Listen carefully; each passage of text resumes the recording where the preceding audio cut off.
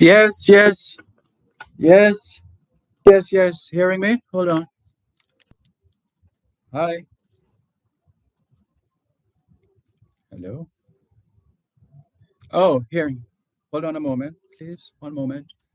All right, let's do this. This is a microphone check. One, two, three. Is this any better? Two, three, four, five. How's that? Okay, thanks. That's a very good question. Let's see. I'll tell you in a moment. Tell you in a moment. All right, thanks.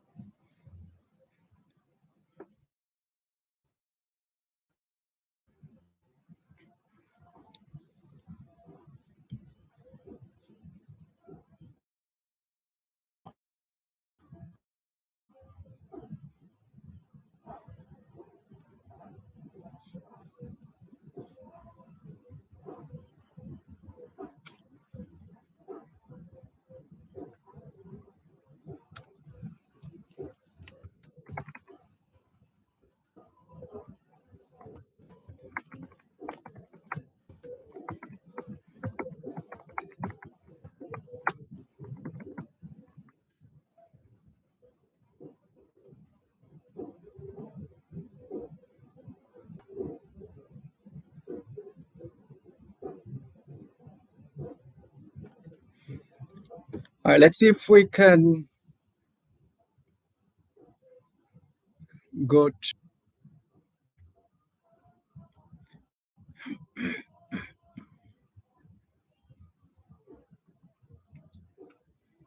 ready to go.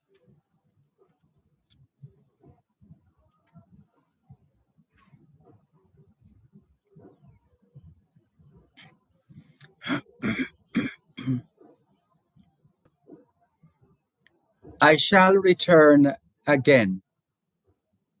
I shall return to laugh and love and watch with wonder eyes at golden noon the forest fires burn, wafting their blue black smoke to sapphire skies. I shall return to loiter by the streams that bathe the brown blades of the bending grasses and realize once more my thousand dreams of waters rushing down the mountain passes.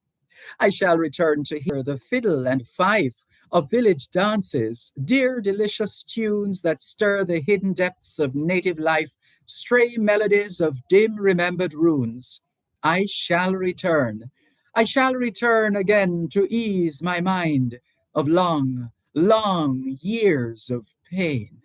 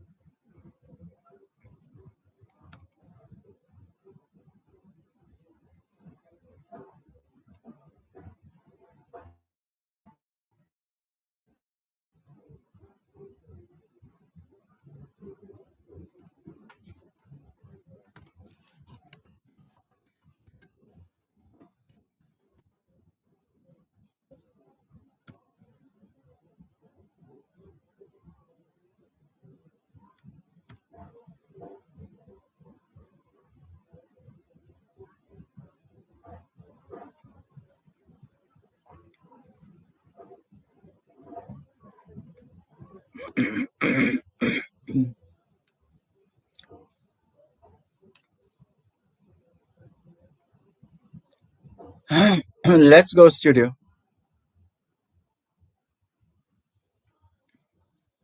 2021 to 2030 is the International Decade of Healthy Aging, the International Decade of Ecosystem Restoration, the International Decade of Ocean Science for Sustainable Development, and the Decade of Action for Road Safety. It's the 12th day of the 7th month of 2020, the International Year of Millets. A millet is a cereal grown in warm countries and regions with poor soils, bearing a large crop of small seeds, which are chiefly used to make flour. 2023 is also the International Year of Dialogue as a guarantee of peace.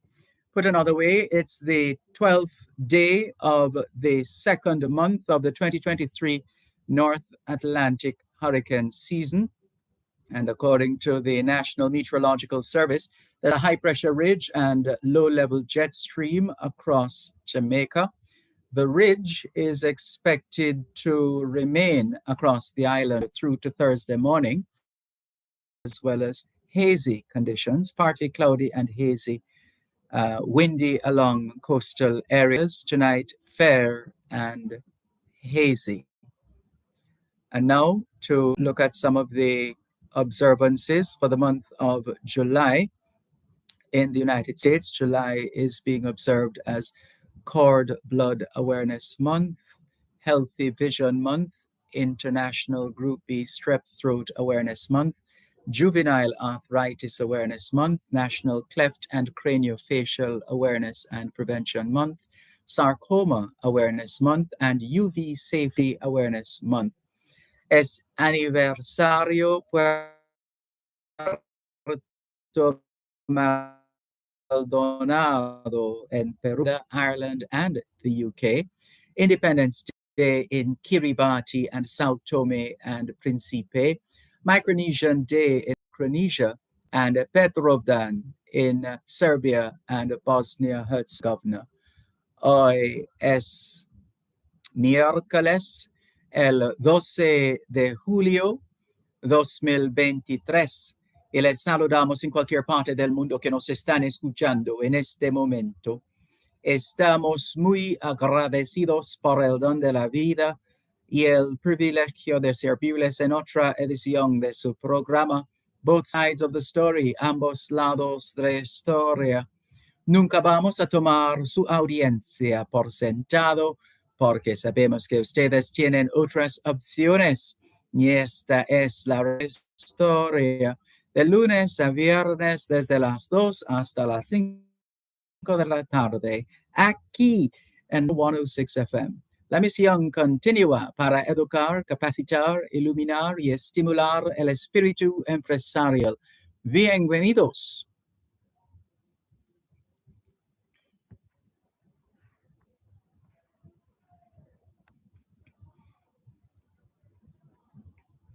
Come back. C'est mercredi le 12 juillet 2023 et nous vous saluons tous qui nous écoutez où que vous soyez dans le monde. Nous sommes reconnaissants du don de la vie ainsi que du privilège d'être à votre service par une nouvelle édition de votre. Nous ne considérons pas votre fidélité comme l'un du soi parce que nous savons que vous avez l'embarras du choix. C'est pourquoi nous n'oublions jamais de vous remercier de choisir d'écouter Sides of the Story, le pour et le contre, du lundi au vendredi de 2h à 5h de l'après-midi sur notre antenne Power 106 FM. Nous continuons notre mission d'éduquer, d'habiliter, d'éclairer et d'encourager l'esprit d'entreprise. Bienvenue.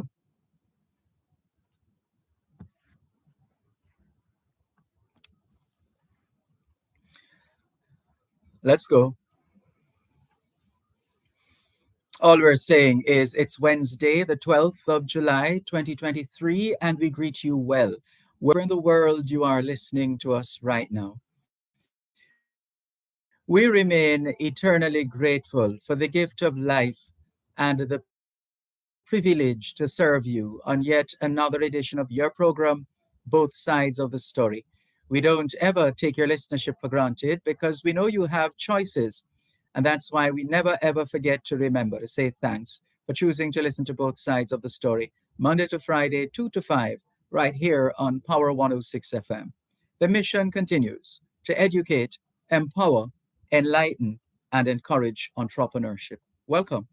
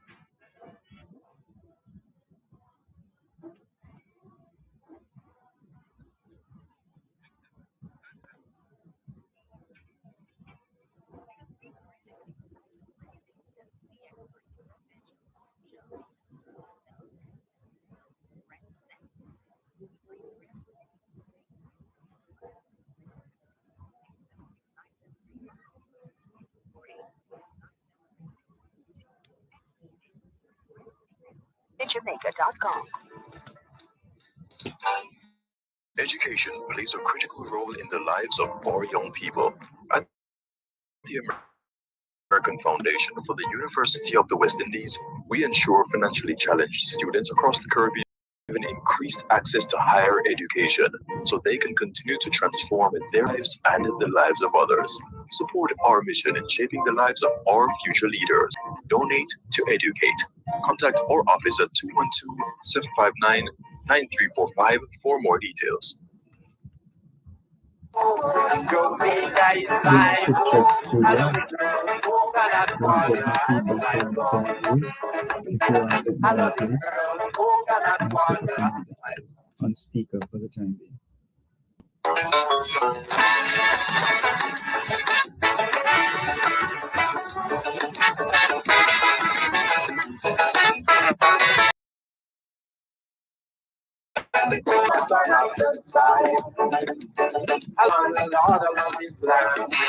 Let's go studio. Where I go, Jamaica is my home. I love the girls who cannot water on my home. I hear some people say they are going away, but if I believe I will be going away to stay. I'm a fan of Jamaica. I'm a son of Let's go studio.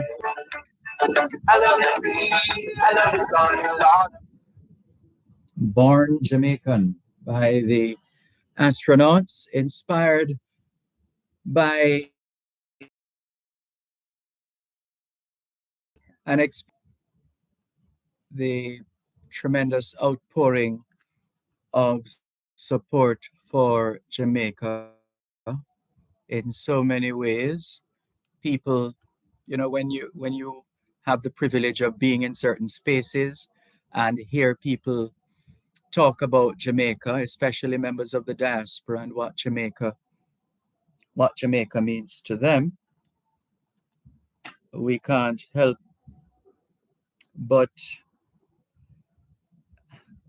just listen to them as they warm our hearts with their thoughts and feelings when it comes to Jamaica.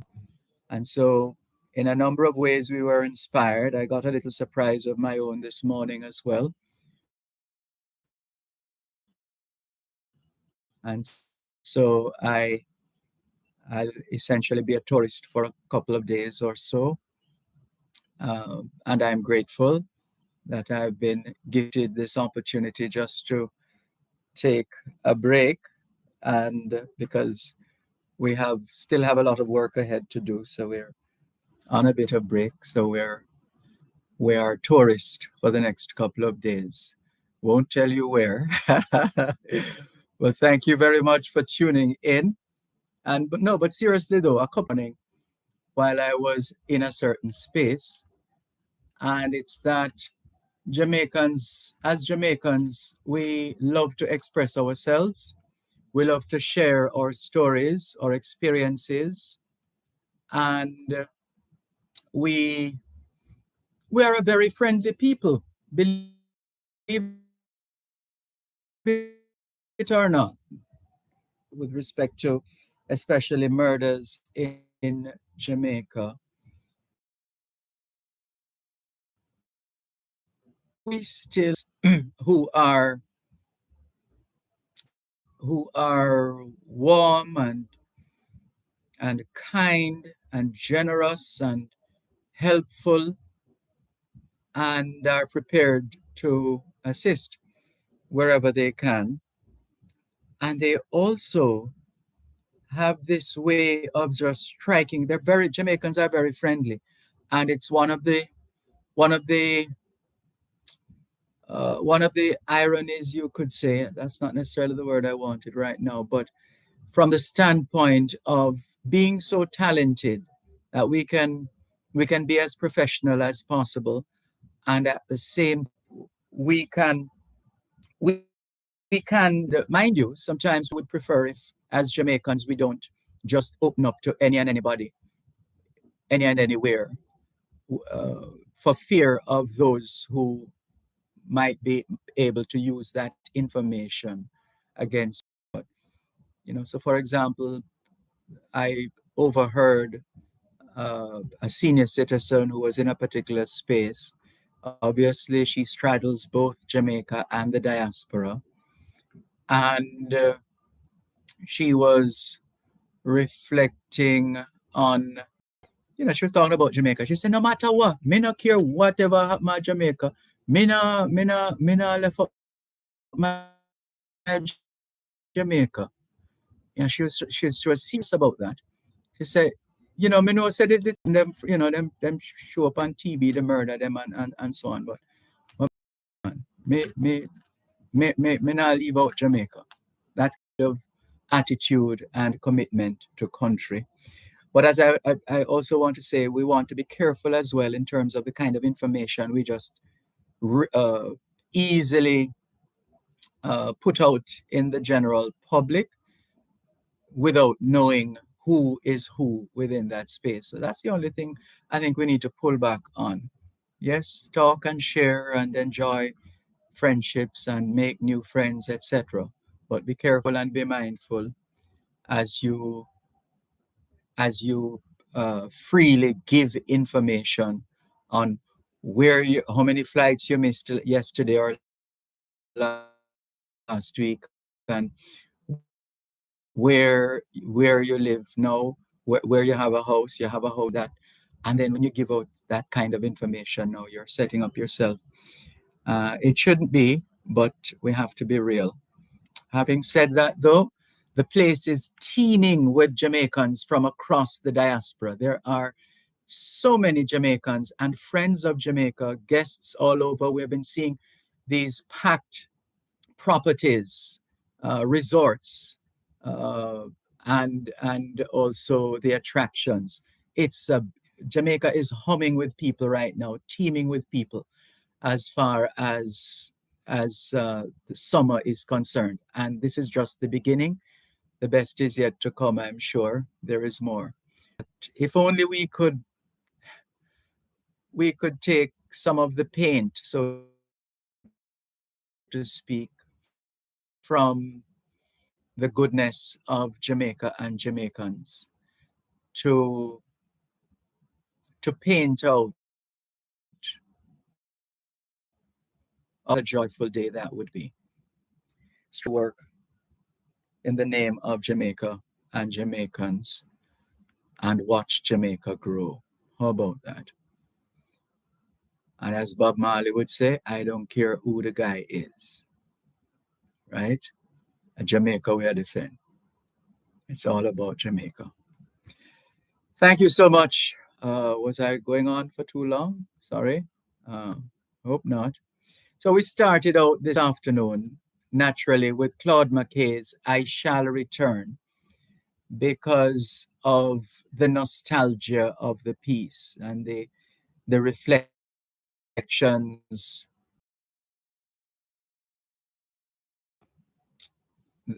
that arise from this piece. It's always quite useful. From this piece, it's always quite useful. And so that's how we started this afternoon, and then we paired that with Born Jamaican by the Astronauts. And we're looking forward to your calls on 876-922-4112-5, 876-922-4112-5, the text line, same as the WhatsApp number, which means you can not only send us your text messages, your WhatsApp messages, your voice notes, but you can call us on WhatsApp as well. That number is 876-365-3346, 876-365-3346.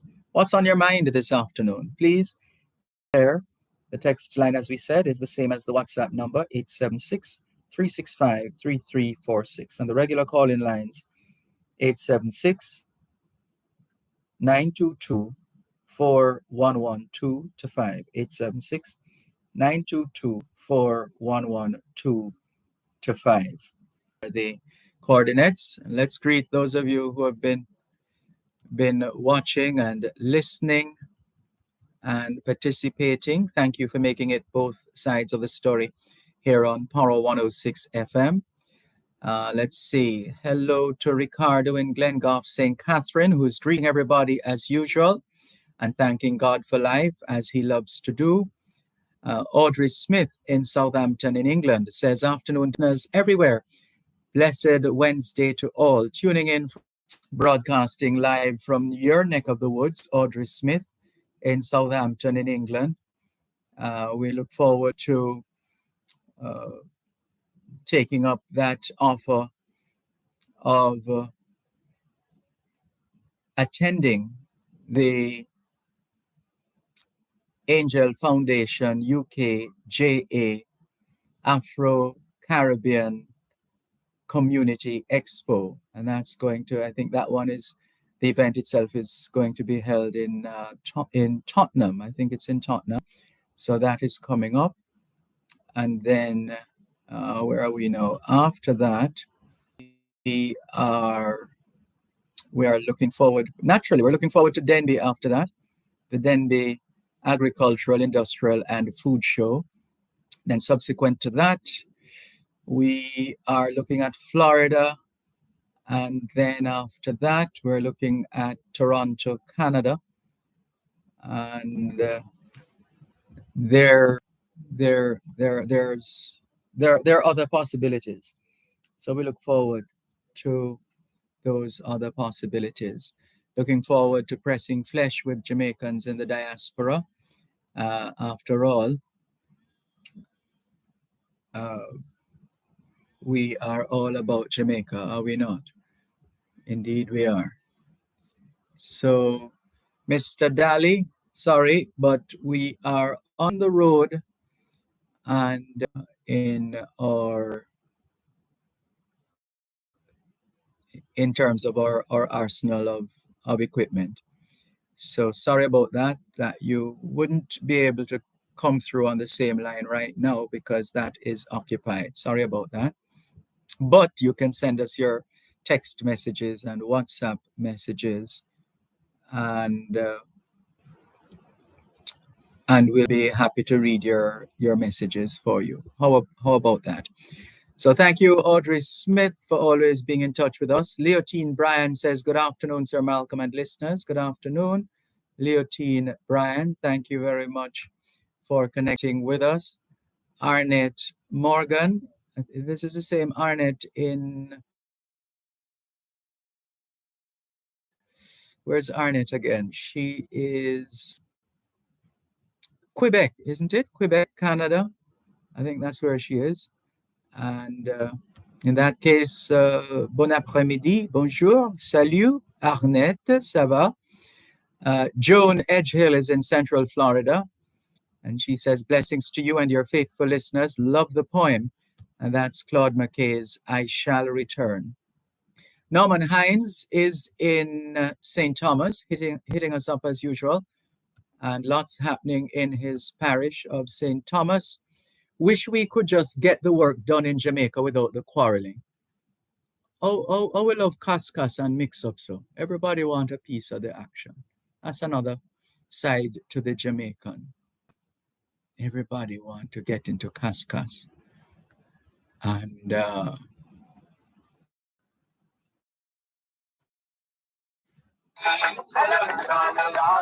You're listening to Power 106 FM. The time is now 2:30. Tune in every Thursday at 3:30 p.m. for Your Legal Corner with Dana Waka Huntington, during both sides of the story with Dervan Malcolm on Power 106 FM. It's your source of information regarding U.S. immigration matters, combined with Power 106 FM's pioneer of diaspora broadcasting.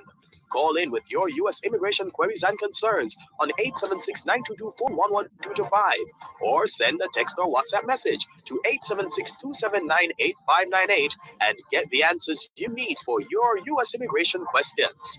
That's Your Legal Corner with Daily Walker Huntington, Thursdays at 3:30 p.m. Let's go, studio. I hear some people say they are going away. Let's go. But if I believe I will be going away to stay. I'm a part of it. I'm a son of the soil. I love the sea. Let's go, studio. Let's go. Thanks a lot for staying with us here on the program, both sides of the story, Power 106 FM. I'm Dervan Malcolm. Hello to Velta Wilson. She says, good afternoon, Mr. Malcolm and listeners. To you too, Velta Wilson. Jessica says, good day, blessings and favor to you, Mr. Malcolm. The weather here is serious, man. Heat touches. Well, let's just try our best to keep cool, because if we don't, it's going to get hotter than it is. So let's try to keep a cool head. Let's try and rehydrate as best as we can. And let's just continue to control what we have control over and to support the other elements that are likely to make our lives less hostile heat-wise. Jessica says, one of my favorite festival songs, and that's Born Jamaican, which is this afternoon's theme song. Inez Ayona Campbell says, pleasant afternoon, everyone. Pleasant afternoon to you too, Inez.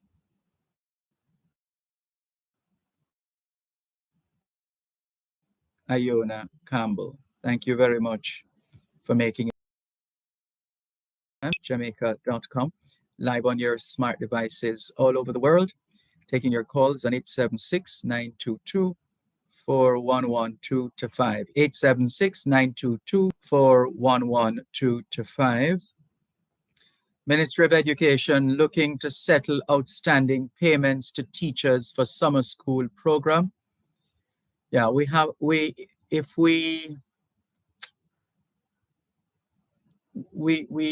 a lot of work to do in terms of improving the level of efficiency with which we operate. The better we're able to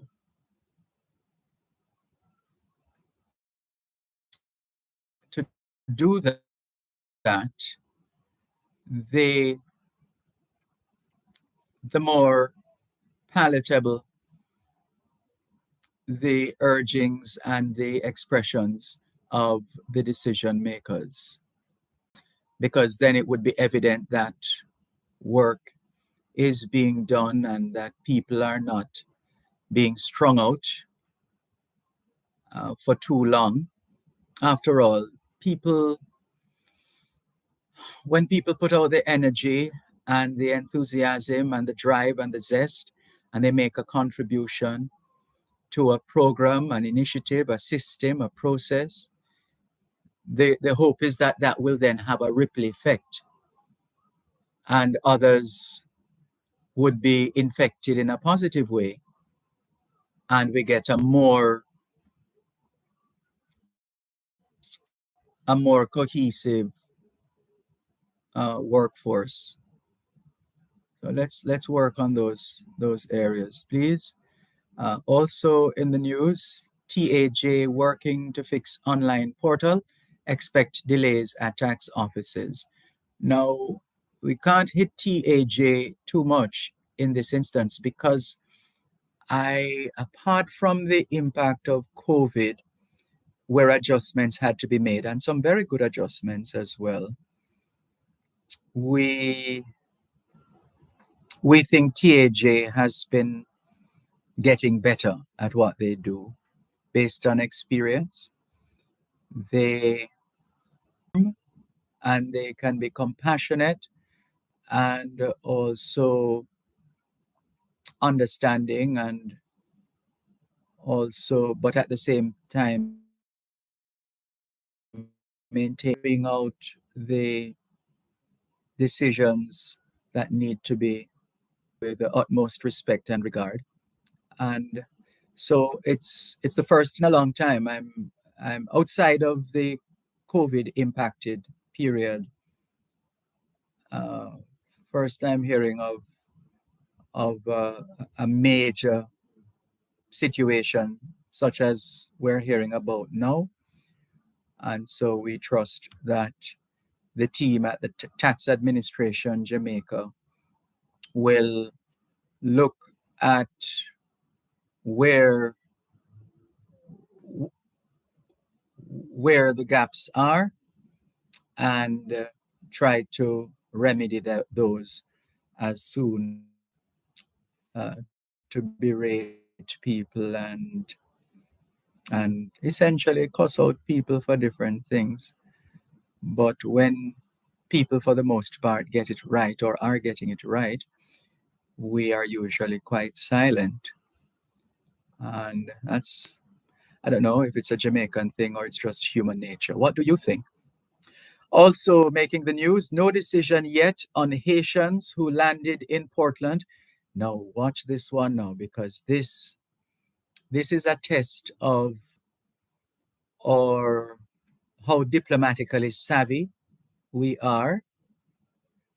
And but more importantly than that is how genuine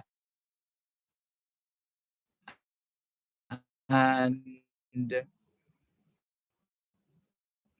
compassionate we can be neighbors or regional neighbors. That, however it turns out, will set the bar going forward with respect to how we deal with, or somebody's saying good night. No, I'm not in England yet. Not yet. And right, so it will set the bar at a certain level, and it will tell us something about ourselves, how we deal with this diplomatic situation. And so far, no decision yet on Haitians who landed in Portland. Let's see, because that will certainly tell us a lot about ourselves. The finance minister extradited to US to face trial over $2 billion scandal. NHT loan applicants urged to hire competent professionals. Yeah, that's something we need to watch in Jamaica. I know we're very skillful as Jamaicans. We're multi-talented as well. We're dynamic. We're smart. We're intelligent.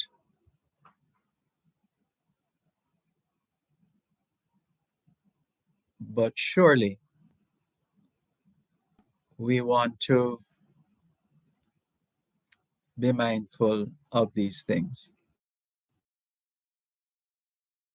One moment, please.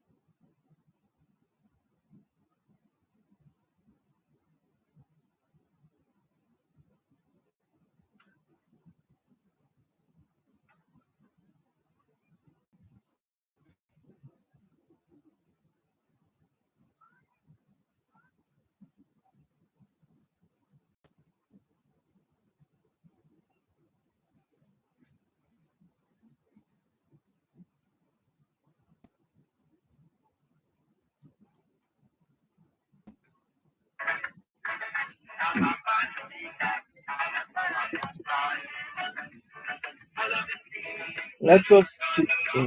Let's go, studio.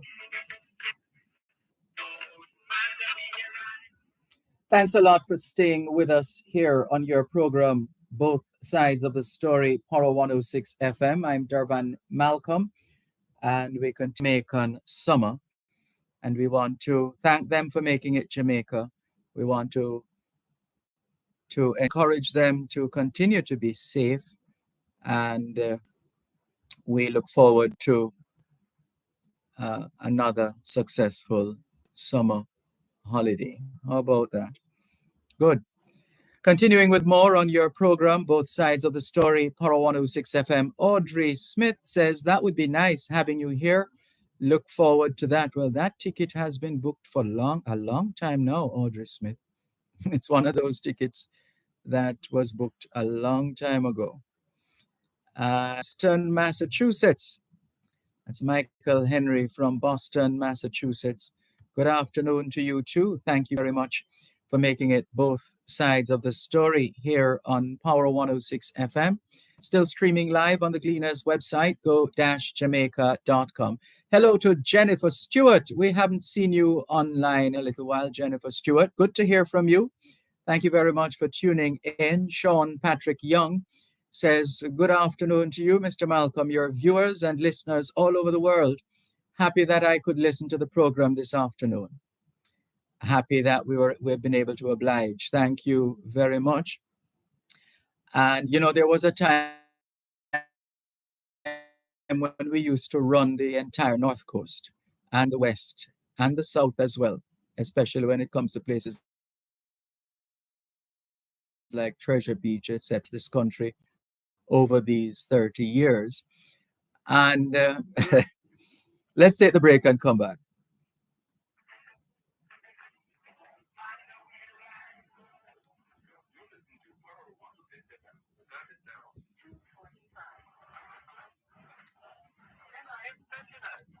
Order vouchers with payable dates July 15, 2023 may be encashed as of Thursday, July 13. Simply visit your designated post office. Pension vouchers can only be encashed at post offices. A message from the Ministry of Labor and Social Security. Both sides of a story. Do you have a title for your land? Are you thinking about buying or selling land? How and you, a program that examines the National Land Agency's role in efficient and transparent land titling system for Jamaica. That's the NLA and you on both sides of the story with Dervan Malcolm every last Tuesday at 3:30 p.m. The National Land Agency. One agency, one goal, committed to serve you better.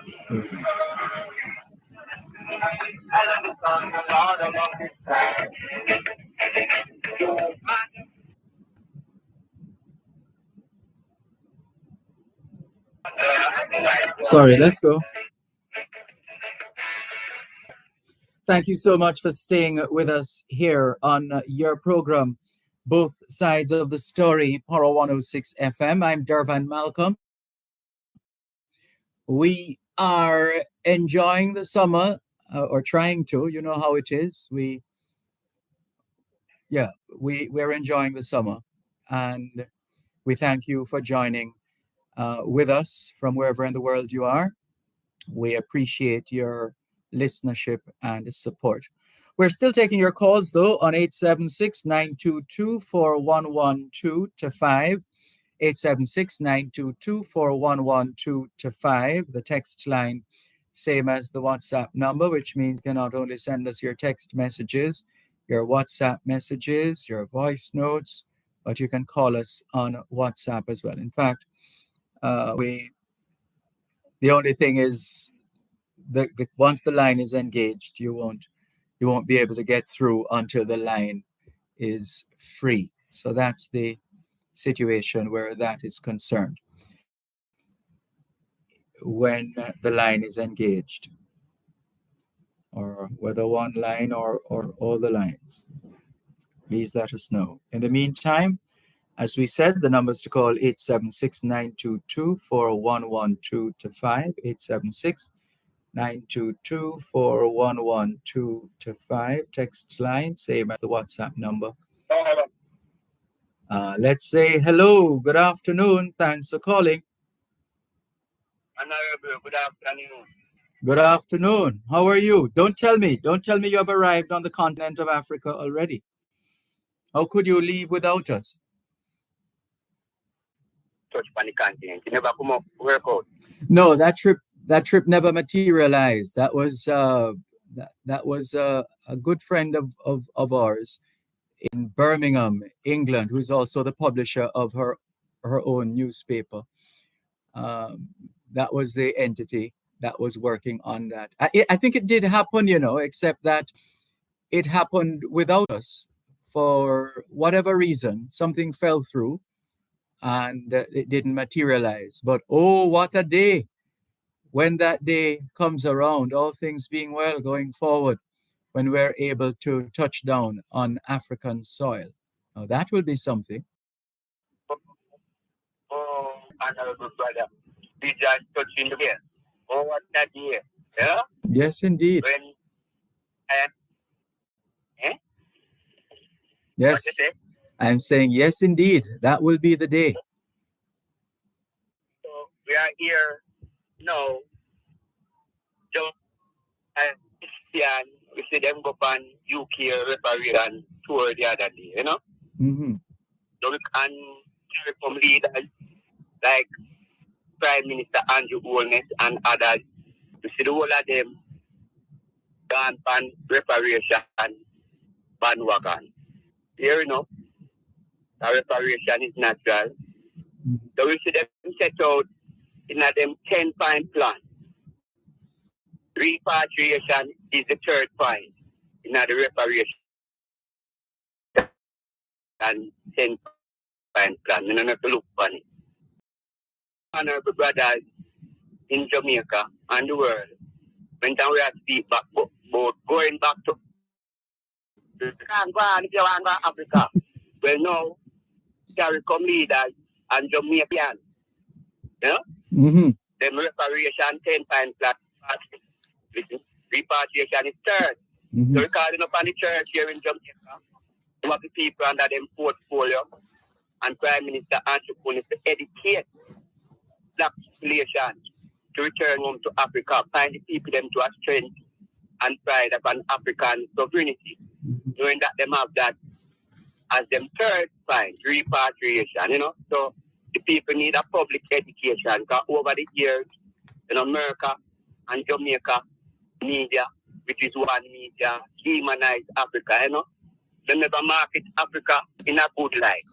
Right now, we don't want to go to Africa, They find us to England and teach us that England is the motherland to black people, Britain and America. That's how the education already get trying to study.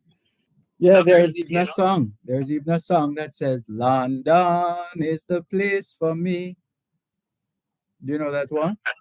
Yeah, hear it, And when you hear it, like, it's a vibe, So then do it, real judgment by brainwash education to black people, So even though we rush such island at it, and people, we have black people in the African diaspora, England, for work and video. So I in turn now with our ourselves, where we do willing to work and build Africa, a continent of our own, like how the white men they take on the Jamaica and trying to go to build to them country. And now them are running now telling us say, and have no place in down a ball to racism. So we have to know if we have in this time we're ready to work and build a continent of our own, because the time is now in this job we are start about, So we can do it, Marcus Garvey words come to pass. You know that one? Yeah. Mm-hmm. Yeah, man. Marcus Garvey words come to pass. Black man and black woman, we must repatriate to Africa. Africa have all where we have a blind we have Africa, see? And the market Africa in a good life. You like how you see them anywhere we have a black world like Jamaica here and Haiti. So them demonize Satan and the white men of the Satan. Things, and blood brothers and sisters. People near some brethren, blood brothers, and yet they come down here or touch the other day. And you hear some of our black brothers down here now, where them should have swing them heart door widely open and feel our blood brothers and sisters in with me. Yeah, but they did. The people on location, once they realized what was happening, they jumped around and they were feeding people. The Jamaicans were feeding the Haitians. No, not Jamaica, not Haitian, not the colonialism. Jamaica and Haitian people, royal, if you go to Africa, royal, black, sovereign, nation, well, kingdom of people. And that job is that Rastafari teaches to find us to the strength and pride of an African sovereignty. So not until we let go, the scramble thing where the white men scramble us, and take us out of Africa and carry us and call us some Haiti, Jamaican, Barbadian, all this type of ignorance. We are African, and it's time we stand up and own ourselves. And if a man even wants them born in a Jamaica, we know that then it rape we have and we are man of evil. Remember, all who can recognize themselves and talk say, among the black blood they have been at them. Remember the white men calling up people of color. People of color. They don't recognize, how do the mother Africa will take on, the father and mother of creation. See? So make we build our faith to return home to Africa, educate our one another. Even like 60 in a Jamaica, when we have a strong Africa, it is a one amongst itself coming on. See it? So, independent how independent Jamaica match? Because them sabotage us from our Africanness and calling us Jamaican. And teach our Africanness out of us and demonize Africa. See? But you haven't lost your Africanness. How come you haven't lost yours? You're more African than the African. You want to know with I and I, the same an apostle of the Most High. Remember the Garvey come here, come educate us, Garvey born in Jamaica just like anyone about. And him find us to Africa, what man of man is, Mm-hmm. So that is embedded in us to Marcus Garvey Rastafari. See? That I and I as black people turn Israelite, turn to our black self, black philosophies in life. You know, say black culture, black everything. We walk Africa, we talk Africa, we do everything Africa. And I think that is the only way for us. Remember, America, England, none of these people are these countries, tyrants of the world where we are run. But then I want to America, England, want them lynch to pluck out Why they don't want us? Why? Eh? Why don't they want us? If they did want our people, they wouldn't scrap black Africa and mash it up so and burn it as cheap labor. And when we can't help ourselves get old, because no one respect you in a this society more than there. When you get old and can't help yourself, arms out of reach, you know what I'm saying? And it's like a fire radio. And no man don't know what go on. You know, see, so make we take a stock of ourselves as a people in the world today and see who we is, because we are blood, brothers and sisters, anywhere we find ourselves in the world, and all our effort and our resources we put it towards, an African unity. The continent of Africa, see, the first world, the number one world, a righteous kingdom. Remember, we come from the glory, a glorious kingdom, the Ethiopia, Africa, and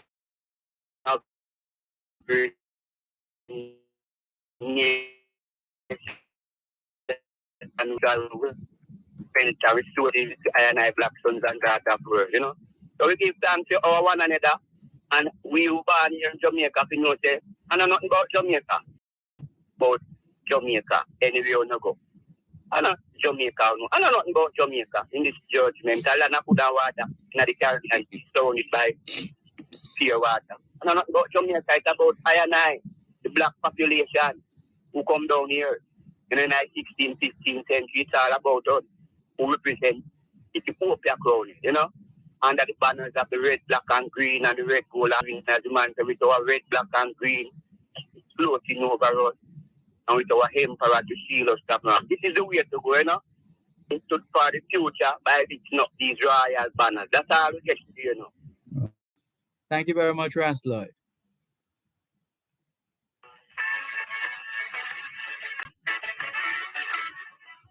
You're listening to Power 106 FM. The time is now 3 o'clock. The Auto World. It's the only program on Jamaican radio dedicated to the world of automobile. It's the Auto World with Shelley and McLagan. Get news and reviews relating to vehicles and automotive technology. Learn the ins and outs of mechanical operation. Find out about the various stakeholders in the local and international automotive sectors. From auto finance to road safety to motorcycle.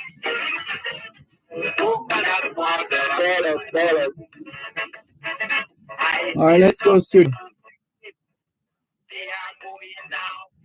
Thanks a lot for staying with us here on your program, Both Sides of the Story, Power 106 FM.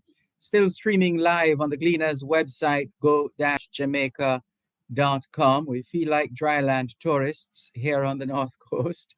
We're loving it. Thank you very much. And happy to bring you, our faithful listeners at home and abroad, into the fold as far as the experience of the summer is concerned. It's summertime in Jamaica. 876-922-4112-5. Those are the numbers to call. 876-922-4112-5. Good afternoon. Good afternoon, sir. How are you? I am very well. I hope I find you reasonably well. Indeed, we're always happy to be in our resort areas across the country, especially at a time such as this, summertime. Very well, Dervan. I hope you have a good time. I'll try my best.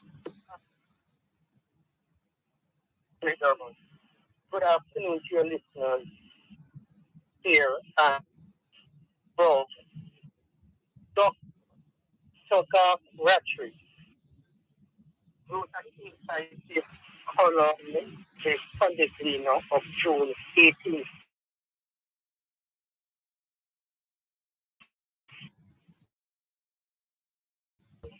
And I'd like to read a few sentences from that column.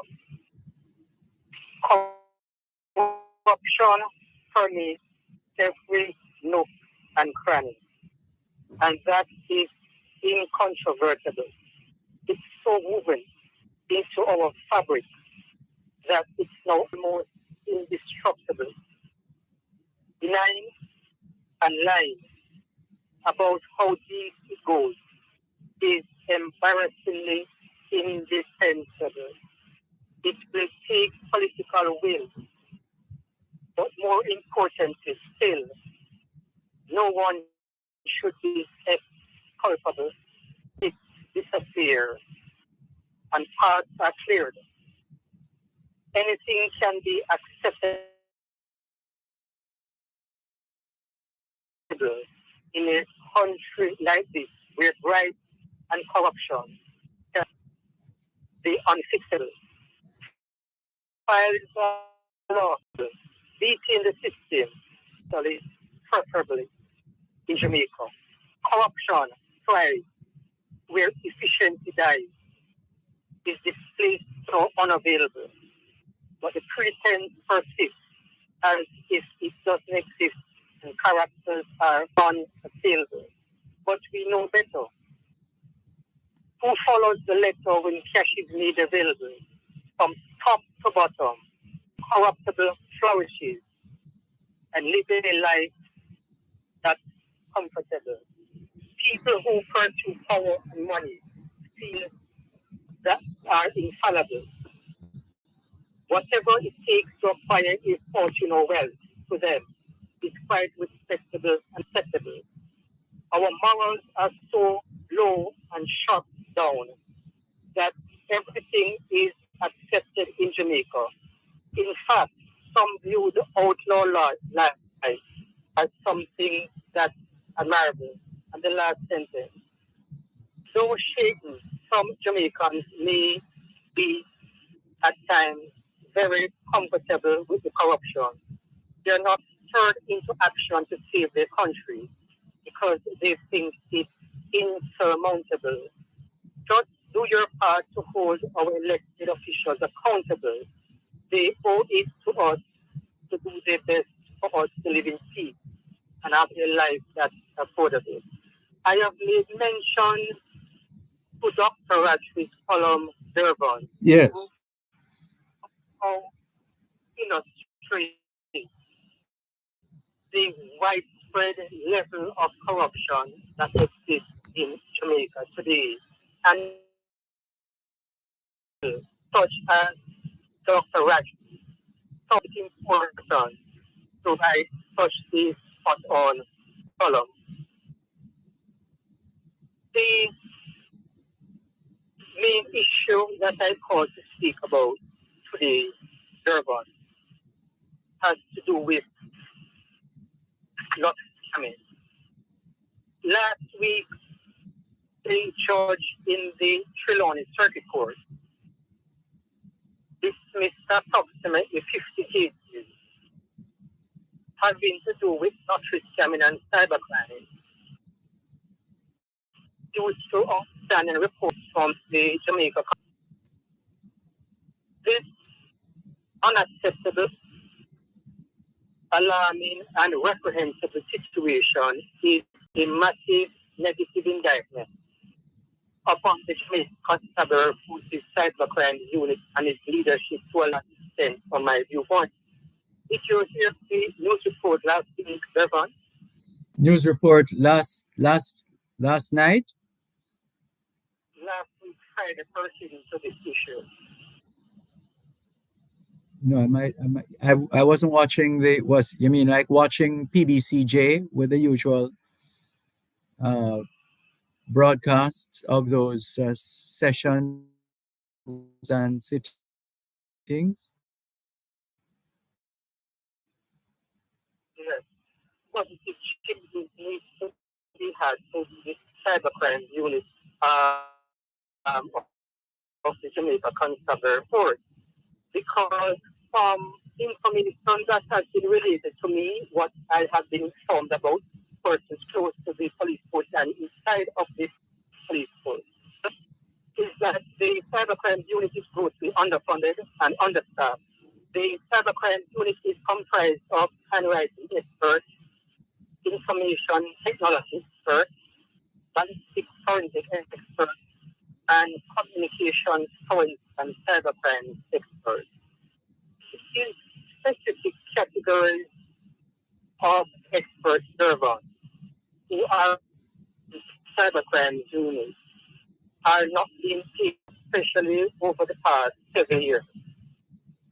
Some of the experts who leave the cybercrime unit, they leave for more lucrative jobs in other Caribbean countries, and they go as far as Germany, Australia, North America, and Canada. It is most imperative based on the extent of So hold on, before you go on, they weren't counted in the among the groups, the public sector groups, as far as compensation is concerned. That is my understanding. They weren't counted. They were not included. Oh, I wonder why. Is there an explanation? What have you heard? But so far, I have not heard anything definitive. All I've heard is that the government is working to see how they can address the salary issues pertaining to these specific people. Experts work at the cybercrime unit. That is all the information that I have. But one would have thought, Dervan, that they would have the government, Minister Clark and Minister Chang, the hardworking Minister Chang. I would have thought that these experts who carry out important functions within the police force, the cybercrime unit, specialized unit, I would have thought they would have been included in the overall reclassification process. I am shocked to hear that they weren't included.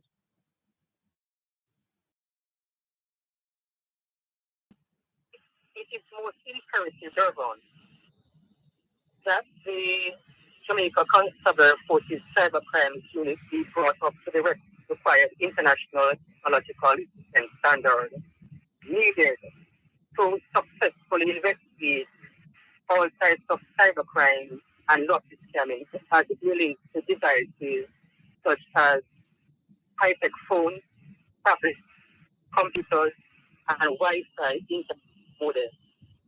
I am suggesting, Dervan, quite respectfully and humbly, that based on the type of technical work that the cybercrime do, if it is that the government expects them to continue to see how best they can upgrade the salaries of the time to the cybercrime unit by at least 200%. Because my understanding of the salaries that they are being paid now are way below international standards. And if it is that they were able to be allocated a 40% increase, that would not have any significant impact. The effect is just that the 100% salary increase. The digital expertise, forensic capabilities, technical expertise,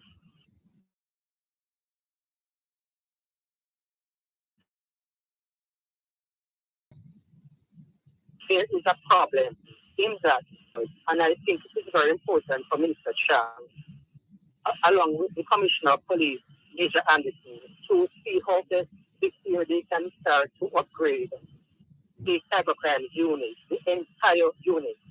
And I think that it would be prudent for the Minister of National Security to ask the United States Federal Bureau of Investigation, Cybercrime Director, to assist the cybercrime unit here in Jamaica with upgrading the unit and ensuring that it is brought up to the required standards. Some of these cases that go to the cybercrime unit, based on the complexities of the fraud here in Jamaica, they are having problems investigating and prosecuting some of these cybercrimes. The cybercrime unit needs to in order to allow the unit to produce a faster and more efficient way.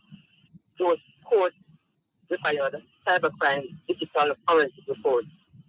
The cybercrime detectives are also needing more sources. If these reports were produced to the court in Trelawney, Dervan, on time, then those 50 not scammers would not have had the case dismissed in Trelawney last year. That's a real waste, though, considering the work that goes into to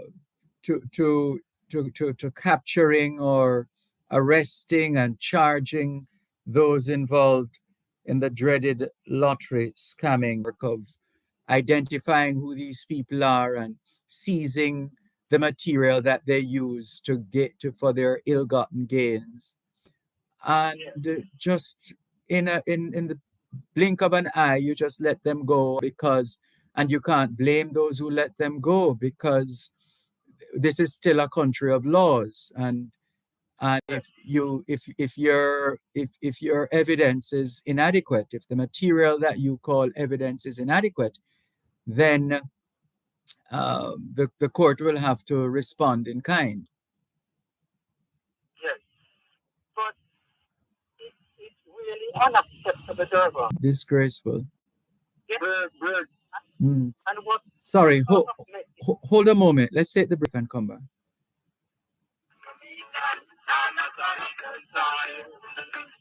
You're listening to Power 106 FM. The time is now 3:16 on Power 106. Energize your life the right way with DBJ. Yeah, you must can save. Energy solution. Choose one today for your house or your business. Money I go save. DBJ. DBJ. Energize your life the right way. The Development Bank of Jamaica Limited is here to help you with the purchase and installation of renewable energy systems to help you save on your energy bill. Contact your business banker or bank today.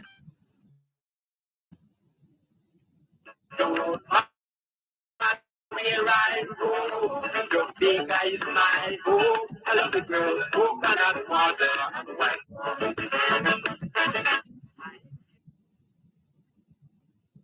Going away, but if I even leave, I won't be going away to stay. I'm a part of the dance, and a son of the soil. I love the sea, I love the sun, and all I love the sky. Don't matter where I go, Jamaica is my home.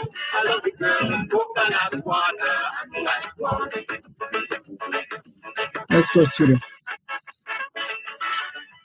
Thanks a lot for staying with us here on your program, Both Sides of the Story, Power 106 FM, still streaming live on the Gleaners website, go-jamaica.com, live on your smart devices all over the world, where we can give you a little bit more information. We're in the Garden Patch of St. Anne.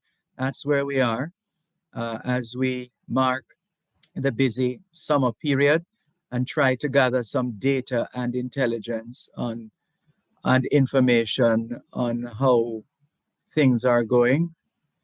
And we'll share, and we have shared some of the information already. There's always more as the series of broadcasts continues. Sophia Nemard, good afternoon to you. She's in Newell, St. Elizabeth. Thank you very much for tuning in. We see you. Lisa Brown Campbell says, I'm late to class, Dervan. You're in my parish. Enjoy. We are enjoying it. Thank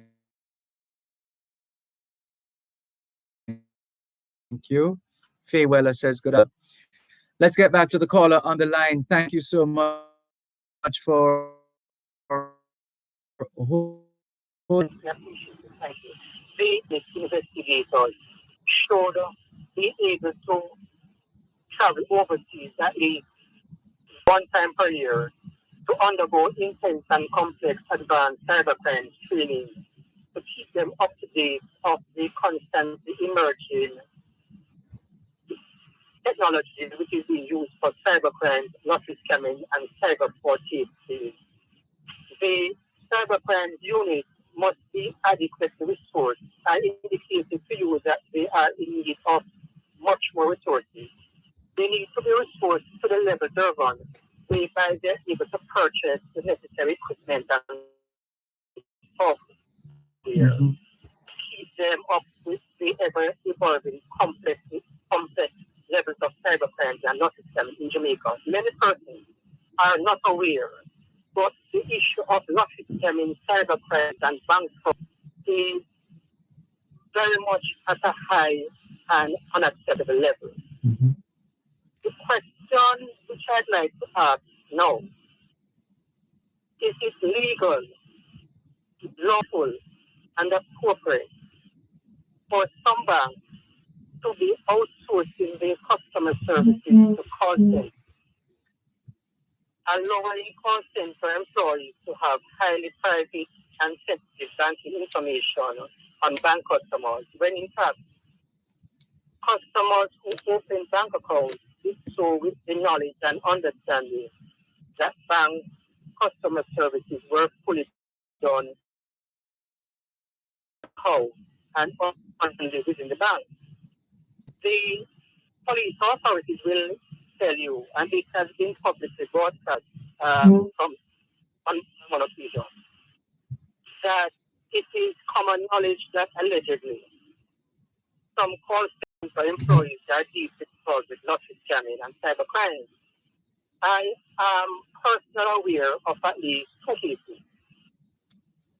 It would seem to me, Dervan, that the Assistant Commissioner of Police in charge of CISO Cybercrime Unit, Assistant Commissioner Anthony McLaughlin, and his team needs to do some investigation into the call centers, employees are involved. And also, I heard ACC McLaughlin speaking some time ago, a very respectable and hardworking Assistant Commissioner of CISO, stating that he is issuing a warning to any Jamaican citizen who gets involved in lottery scamming, cybercrimes, or computer fraud, who uses their bank account for the distribution of criminal funds from these activities, that they also be found and prosecuted.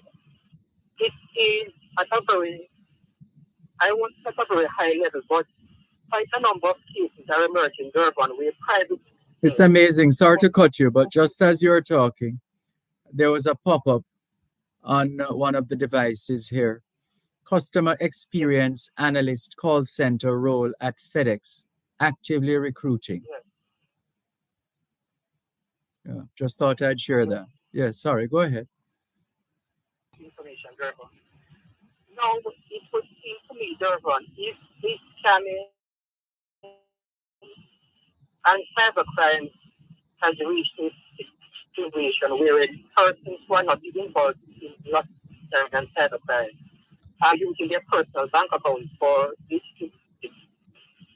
This is a serious matter, and I'm hoping that the warning that has been given out from ACC, Anthony McLaughlin from Twitter, I am hoping that the citizens of Jamaica realize that they should not use their personal bank accounts to distribute any lottery scamming or cybercrime funds.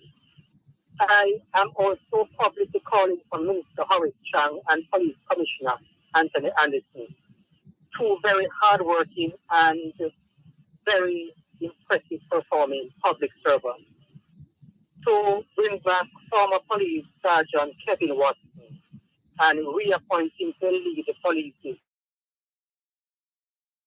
lottery scamming task force in Montego Bay. During the tenure of then Sergeant Kevin Watson, hundreds, I think close to thousands, which are tracked, were arrested by Sergeant Kevin Watson from the lottery scamming task force. He's now overseas. I am hoping that they can recall Sergeant Watson to Montego Bay. Minister Chang Dervan is absolutely correct. I have been speaking about this many times to you as well. And I heard Minister Chang last week articulating that Friday to be exact, that lottery scamming is a grave national security threat at this time for the government, and is the principal causation factor for over every how dangerous this lottery scamming thing has become. Yes. So I am hoping, Dervan, the lottery scamming, credit card fraud, debit fraud, citizens have to be informed about this level of fraud. So I'm hoping that we going forward for Dervan in closing. I am hoping that with the support of people, that the government can make some inroads in addressing the problem of the crime unit and will go all out to apprehend those lottery scammers and cybercrime criminals and to amend the legislation which was put into place by former National Security Minister Peter Bunty to upgrade by 200-300% the levels of fine and penalties that are given to convicted lottery scammers and cybercrime criminals. Here in Jamaica, they're actually getting out of this country on conviction. In the United States, Dervan, those convicted lottery scammers and cybercrime criminals, they are receiving sentences of 10, 18, 20 years. So a firm message must be sent by the upgrading of these fines and compulsory term of imprisonment to see if it can be settled. Thank you so much, Dervan, for taking my call. All the best to you and to the team, and all the best to your listeners and callers. Thank you. We reciprocate wholeheartedly. Thank you so much for calling. All the best.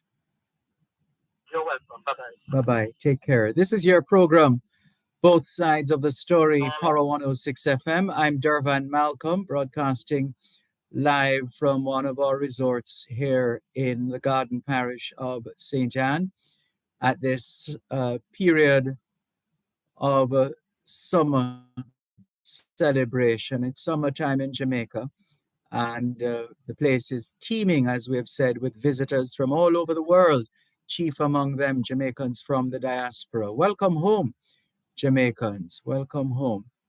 And friends of Jamaica, good to have you visiting with us. Thank you very much.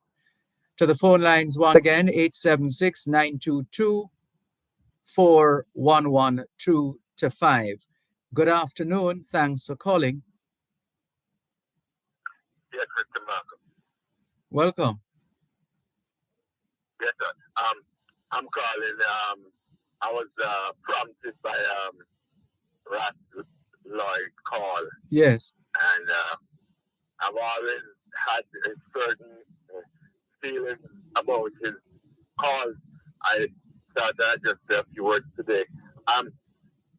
I've always wondered if he chooses to lecture and preach and not have a discussion. I would rather if he would have a discussion and pass on information. Instead, we're forced to just listen totally to his speech without any input on our part.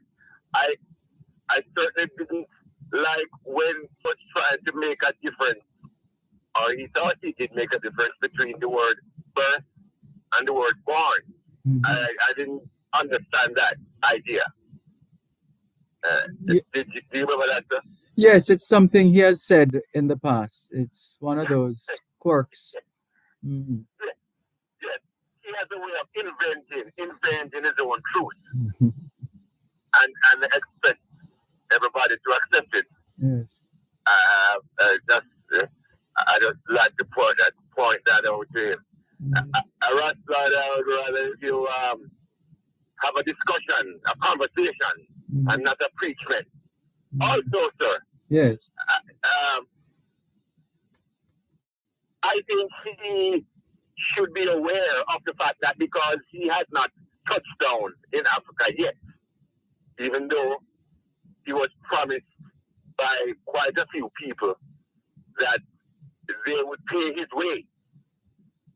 They would pay his way, but the fact that he has not taken up the offer. No, he's insisting that the former colonial masters must oblige. They must be the ones to organize it and to ensure that the repatriation does in fact take place at the expense of of the king and his court. I think so. He thinks then that he should wait on a mass repatriation. Apparently. I see, and not families by families or not he alone type of thing. He's going to wait on a mass exodus. Well, he's yet to articulate the approach that he plans to take. But anyway. Yes, but he needs to understand that his credibility and his believability and sorry, hold the line a moment. One moment, please. One moment.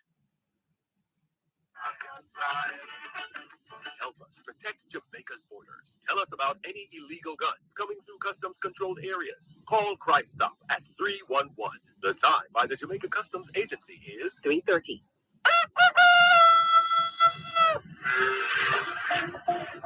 All you'll ever need to know about agriculture in the 21st century, packed into one program. Farm Talk with Althea McKenzie. Farm Talk, showcasing cutting-edge agricultural products, services, and practices. Farm Talk, keeping focus on issues affecting the farm community. Farm Talk, stimulating discourse to propel agriculture as a national tool for development. Farm Talk with Althea McKenzie, the farmer's best friend. When I listen to you in the mornings and the way you interview the people so that us as farmers can really understand, you break it down, it's really powerful. Wake up to Farm Talk, weekdays 5 to 7 a.m. on Power 106 FM and the Power 106 FM app.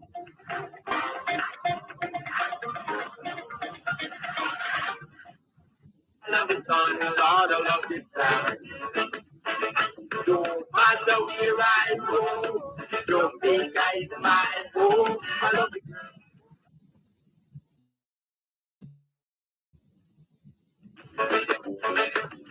Let's go, studio. Thank you so much for holding. Please continue. I was just saying that he needs to understand that if he does not take a free trip to Africa, then his ability and believability have been tarnished now, because I won't with him. I won't be enthusiastic with him because you know I'm going to Africa really. You don't got to talk. Yes, so he needs to think about that. Yes. Well, let's listen out for his response going forward. Yes, Mr. Ross Lloyd. Those who are behind you, if you're not taking the journey, sir, then we are disappointed. And we are wondering why you haven't done so, because a lot of us would go ourselves, but we can't, or we're not ready. That's the thing, and we always say on this program, there's only one way to lead, and that is by example. And Ras Lloyd is yet to set an example that would guide us and take us along that path to the continent.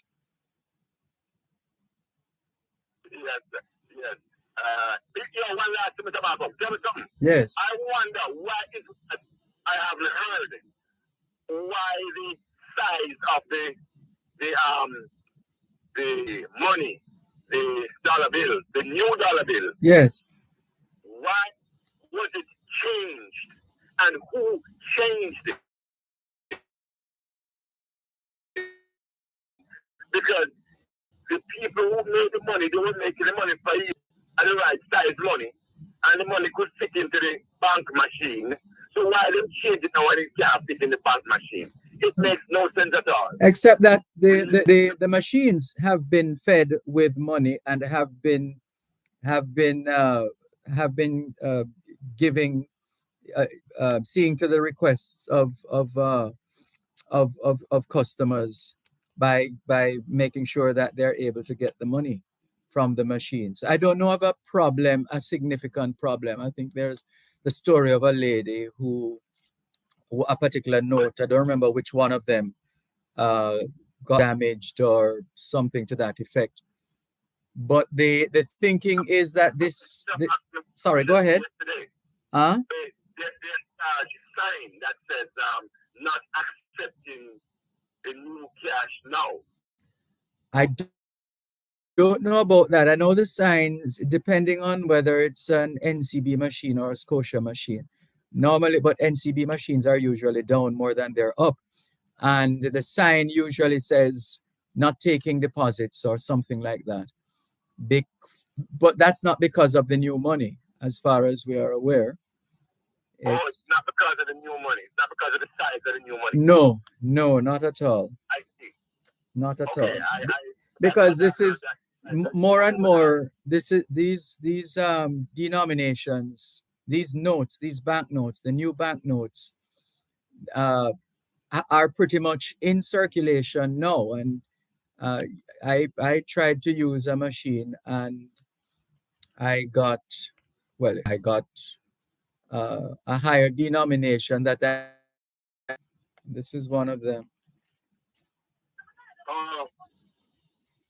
Let's continue with more on your program. Both sides of the story, Power 106 FM, still streaming live on the Gleaners website, go-jamaica.com. Good afternoon. Thanks for calling. 876-922-4112-5. Those are the numbers to call. Text line 876-365-3346. Good afternoon to Orain Malcolm. He's asking, where you find these songs, bro? One of my favorites, although I love Eric Donaldson, LOL, says Orain Malcolm. And let's keep those messages coming in. 876-365-3346. We're trying to get to your WhatsApp messages. We're making an adjustment to ensure that we are in fact receiving those messages. Remember the text line, same as the WhatsApp number, 876-365-3346, 876-365-3346. Just trying to once again activate that device to ensure that we're able to read your messages. In the meantime, let's continue with more on your program, Both Sides of the Story, here on Power 106 FM. Still streaming live on the Glean smart devices all over the world. Your calls on 876-922-4225. Let's go to the phone lines. Honorable. Oh, you are back. Quick response. How we know it go? Yes. Honorable brother would speak a while ago. I want to make him know when I hear my man speak as honorable priest and as the vice of the Ethiopia Africa Black International Congress Church Congress Government 10 Mile Good, you know? Okay. The principle of this government stand to freedom, redemption, international repatriation. And to learn every man and woman under is our own vine and fig, you know. Europe for the European, China for the Chinese, India for the Indian, and Africa they are black sons and daughters, you know. And Jamaica land where we born for the Arawak Indian, you know. In order to have a world peace. So I have to make him know that this government here, man, the government is for I and I, father, the movement, this Black Congress here in Jamaica, shape the all who they are around him. And our Jamaica government said, no, him come to all black sons and daughters in Jamaica or in the diaspora to return home to Africa. You know, all of these honorable brothers who are say, them can't pay me. I tell them a million times it is accepted. They're not seen as an honorable brother. Oh, you have decided to accept now? That's a breaking story. Let's call the newsroom.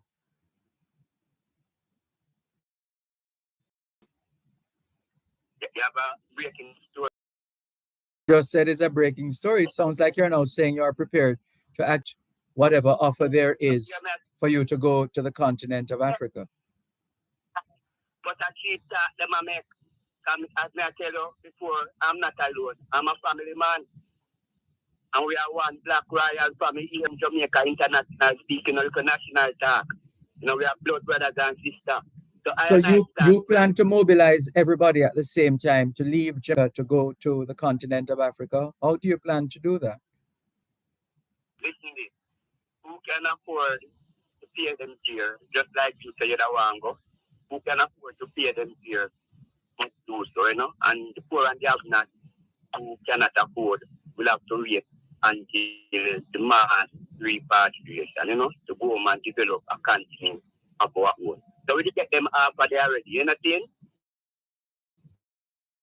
The Rastafari and Garvey stand to liberate the people, you know, fight them back to a consciousness, African consciousness of themselves, fight them back to our historical home. And that's what they have to do, and that's what we are doing. And that's a Rasta and Garvey work, you know, gather I and I, forward in a one port, because to the scatter as a people, and that today are now a bill one and a people return home to Africa. I'm not talking about, say, me talk about repatriation. To the government of Jamaica and the church, and them church finds repatriation, and them say that's why you not tell them that the church will enslave us in this judgment and the state we are ruled over with. A constitutional monarchy system of government. So who's going to lead the repatriation movement? Who's in charge of that? I, the people. That's why His Majesty said, until all Africans stand and speak as free beings, equal in the eyes of the Almighty, and demand our right. The black man and the black woman have a right. We have a right as a nation of people, a black nation of people.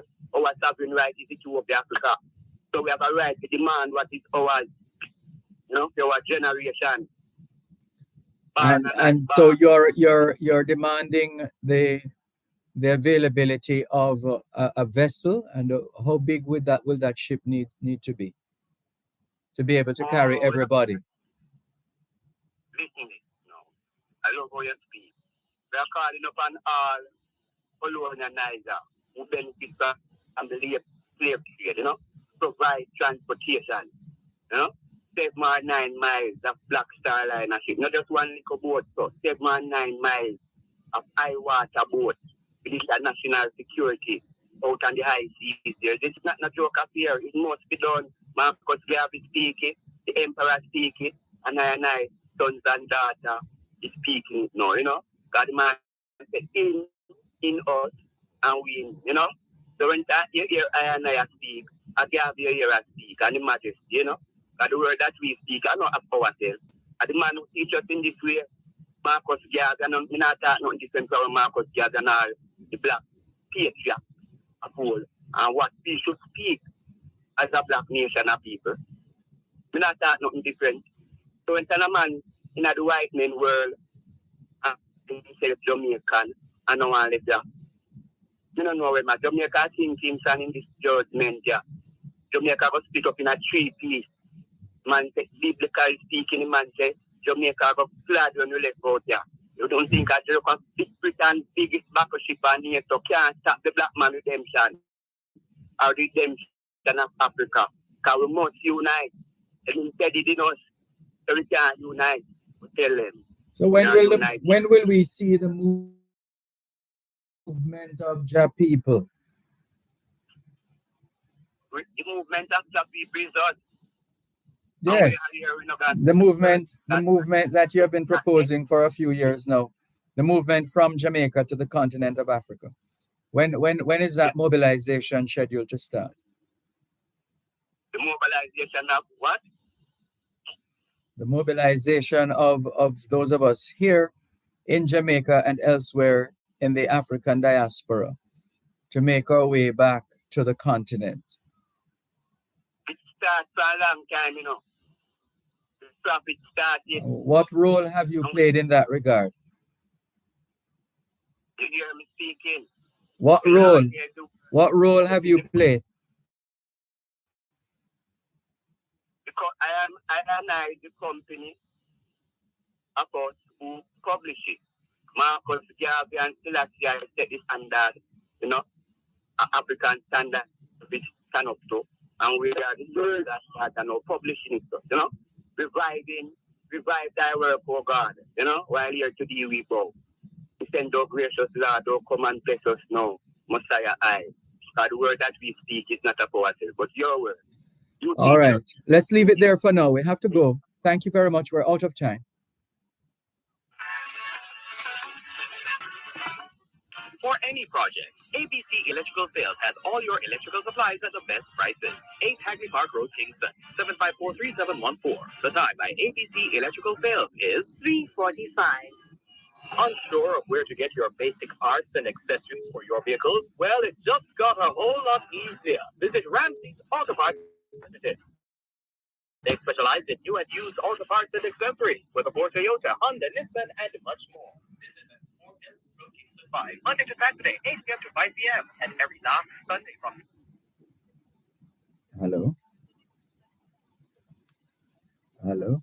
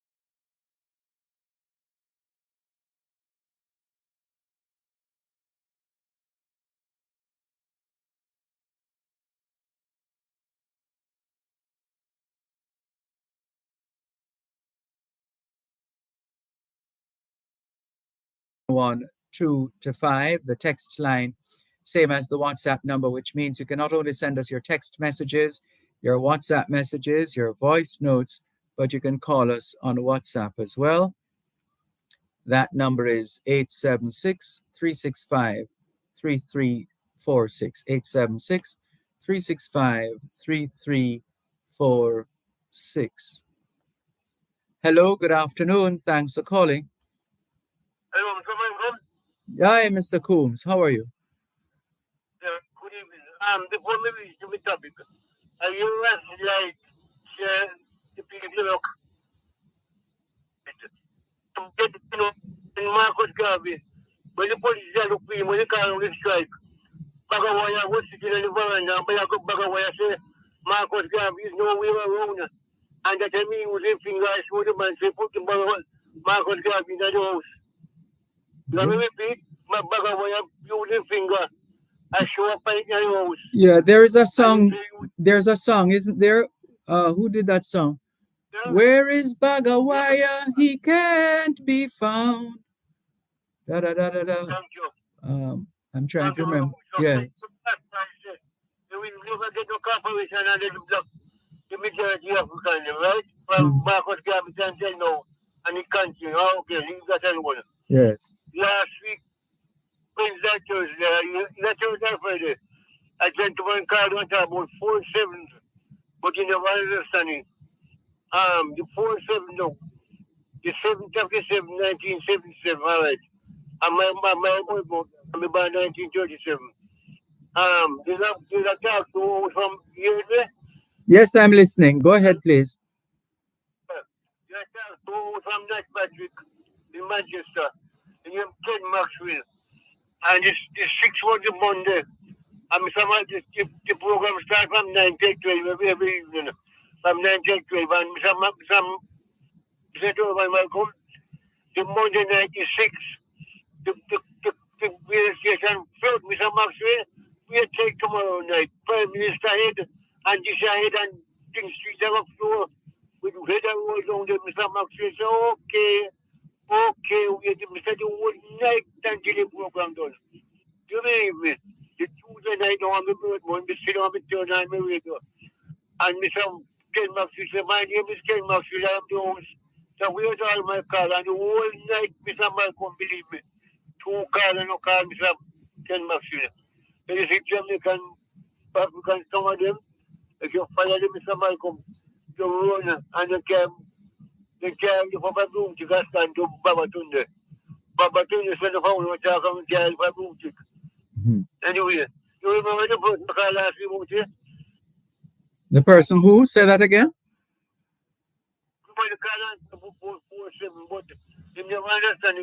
I don't remember who, but yes, it came up. Yes. 7th of the 7th, 77.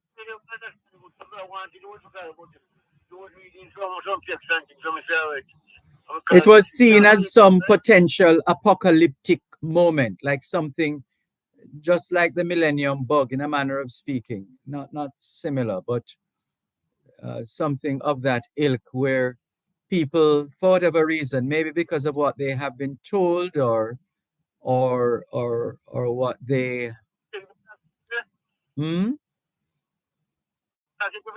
Yes, Mr. Coombs.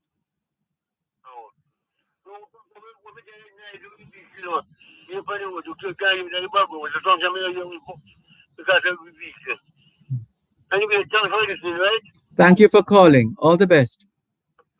Take care. This is your program, Both Sides of the Story. Power 106 FM, taking your calls on 876-922-4112 to 5, 876-922-4112 to 5. Text line, same as the WhatsApp number, which means you can not only send us your text messages, your WhatsApp messages, your voice notes, but you can call us on WhatsApp as well, 876-365-3346. Hello, good afternoon. Thanks for calling.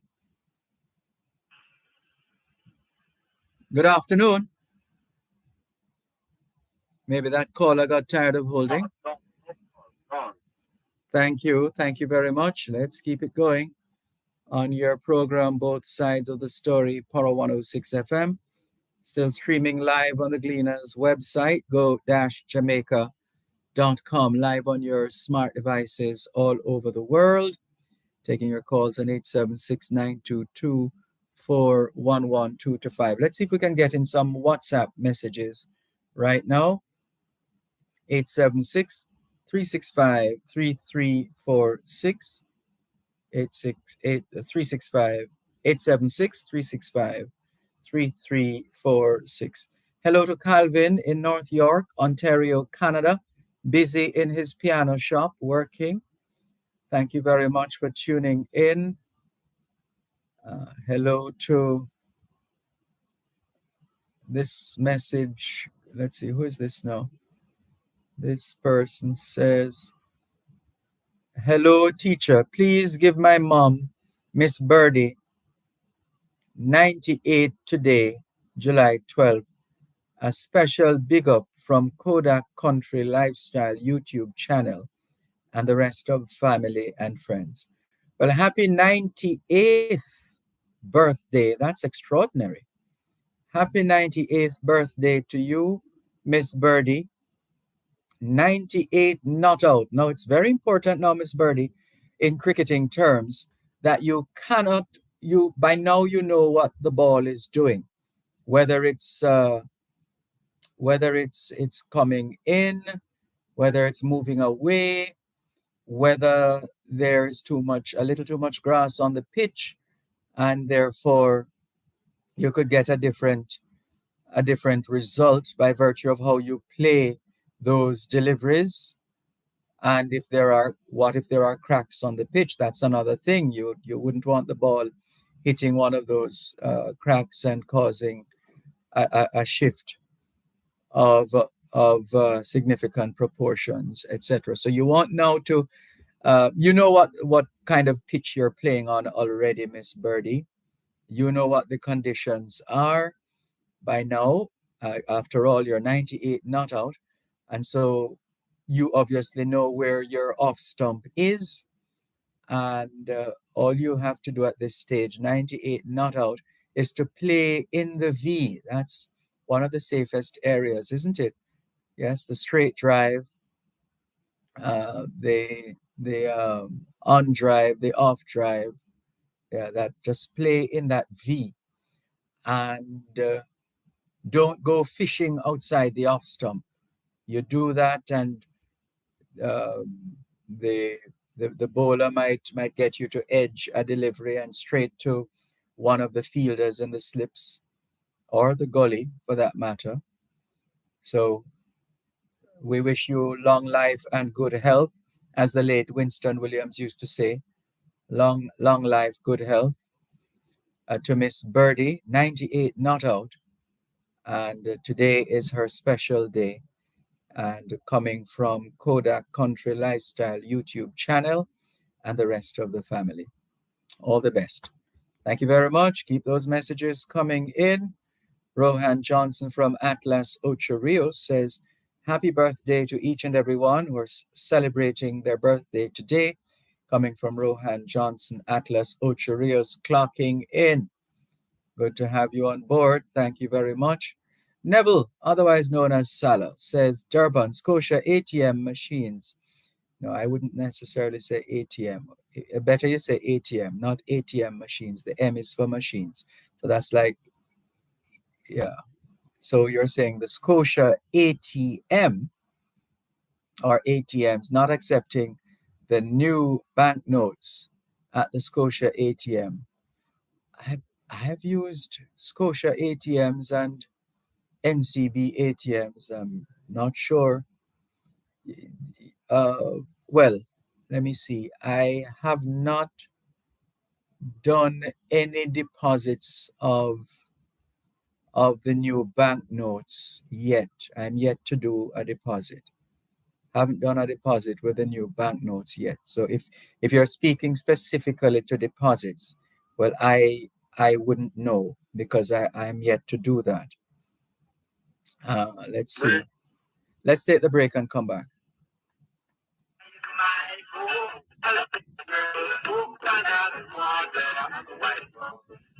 At Wellington Dental, they offer cleaning, filling, whitening, and other services for the entire family. The time by Wellington Dental is 4 o'clock.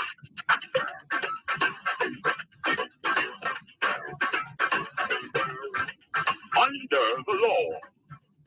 Know your rights and how the laws of Jamaica can help you defend those rights. Under the law. Brought to you today by the Bank of Jamaica, building an inclusive economy. whether you're a small farmer, street vendor, big investor, every entrepreneur, got to wise up about your money. You have to make sure say your money secure. When you need to grow, you have access to more.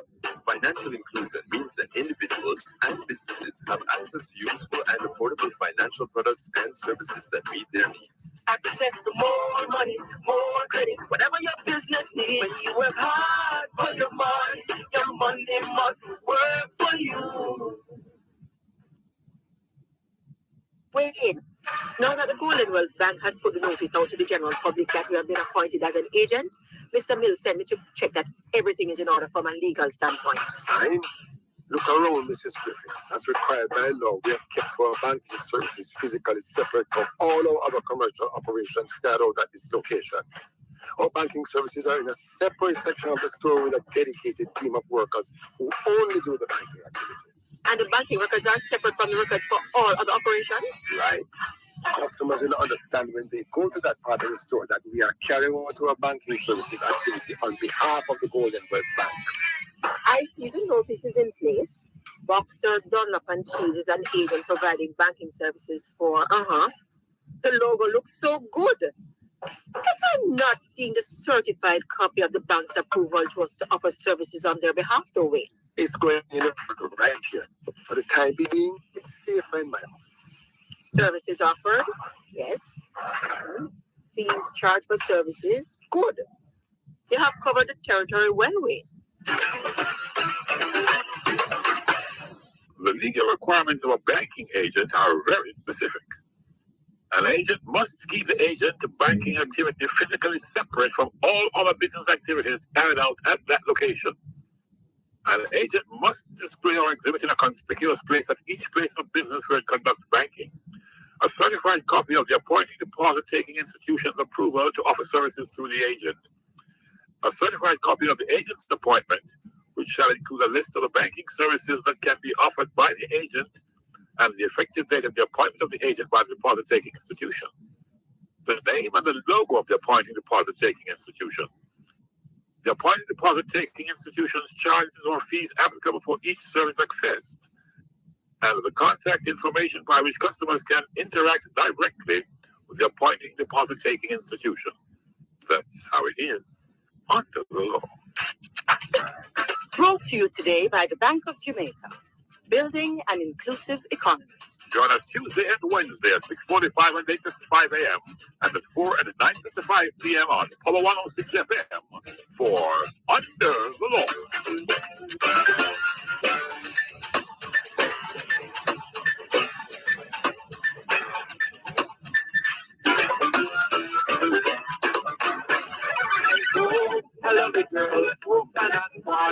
Let's go, studio.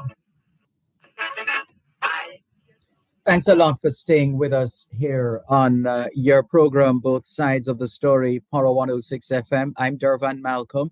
We're live in the Garden Parish of St. Anne in one of Jamaica's top resorts and sharing in the summer experience with the Jamaicans at home and abroad. Please continue to be safe in all that you do and continue to enjoy Jamaica, land we love. Lisa Brown Campbell, you have one S too many in reference to Lloyd.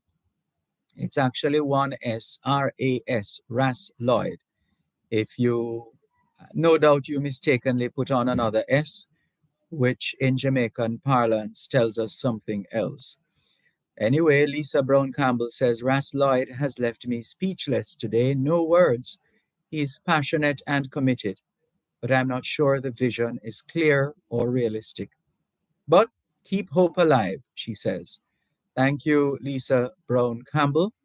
Calvin Roberts in North York Ontario, Canada, is tuned in as usual. He says, "Good afternoon, Sir D. Good afternoon, Mas Calvin. How are you? Thank you very much for making it both sides of the story here on Power 106 FM. Still streaming live on the Gleaners website, go-jamaica.com, live on your smart devices all over the world. Lisa Brown Campbell says, I always make that mistake. I'll make a note, 1S. Yes, and I was making the point earlier on with respect to ATM. It's not an ATM machine, it's an ATM. It's also referred to as an ABM, ATM for automated teller machine, ABM for automated banking machine. There's another one. There's another term used to refer to that kind of money machine, money dispenser. That's ETM, electronic teller machine. That's another one. And when we're talking about using abbreviations like TRN, there's no need to say TRN number. The N is for number. So you talk about your TRN. If you want to spell it out, you say my tax number or tax registration number, but not TRN. It's not. It sounds rather. Well, let me hold back that word, but it's TRN. If it's TRN, it's TRN, but not TRN number. TRN. And same thing, it's ATM, not ATM machine. Let's continue. Where were we? Let's continue with more on your program, both sides of the story. Power 106 FM, still streaming live on the Gleaners website, go-jamaica.com, live on your smart devices all over the world. Good afternoon to Lorna Lewis. No, Lorna, not yet, but pretty soon. Cuban in Georgia has a lot to say as usual. Hi, Sir Malcolm. How are things in your neck of the woods today? All is well, thank you very much. We're having fun exploring Jamaica.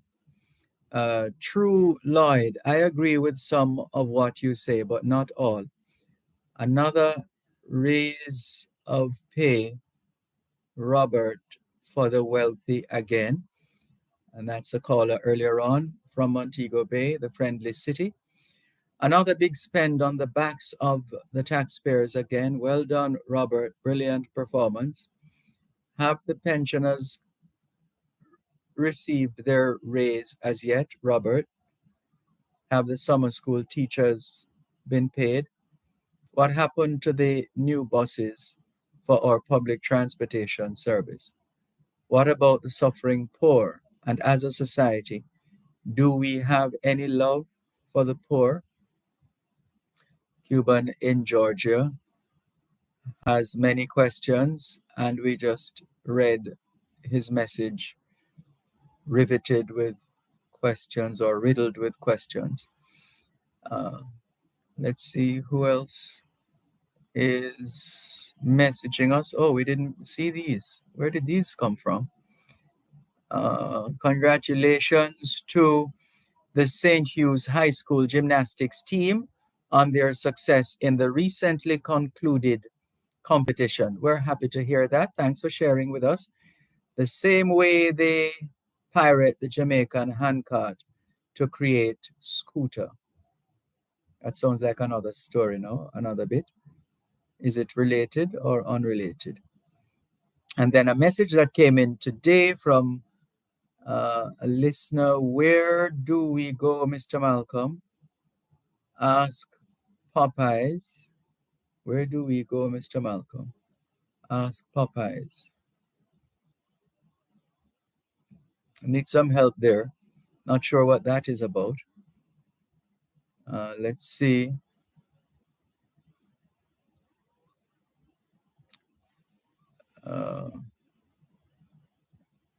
There's, all right, we're going to come back to that. Dr. Lewis, if you're listening, the answer is yes. Thank you. Right, we will talk with you off air on that subject. Who is this now? Rico has sent us a voice note, which we haven't had the opportunity to listen to just yet. Bishop Douglas Gooden is tuned in as usual. Franklin MacDonald in Guelph, Canada, has shared a story headlined Why France's Caribbean Islands Are a Prostate Cancer Hotspot. Now, you know we're going to have to read this. Let's see if we can learn some more of what this is about, because we've been hearing for years of our vulnerability as well. Let's get straight to it. The pesticide chlordecone, that's CHLORDECONE, the pesticide chlordecone gave these banana farmers cancer, says the story. Hold on. Right, the pesticide chlordecone gave these banana farmers cancer. France will now compensate them. And there's a picture of the bananas, the ripe bananas. Let's go to the story. Banana farmers in Guadeloupe and Martinique were poisoned by a banned chemical. Now they could be compensated by French authorities. French farm workers poisoned by a cancer-causing pesticide will be able to claim compensation by the end of the year. That's the word from a government minister. On Sunday, France's Minister for Food and Agriculture, Julien Denormandie, I beg your pardon. Let's do that again. France's Minister for Food and Agriculture, Julien Denormandie, said that a decree recognizing prostate cancer as an occupational disease caused by the chemical chlordecone would be issued before the end of the year. While chlordecone was banned in France in 1990, an exemption was granted that allowed the chemical to be used in the banana plantations of the French West Indies until 1993.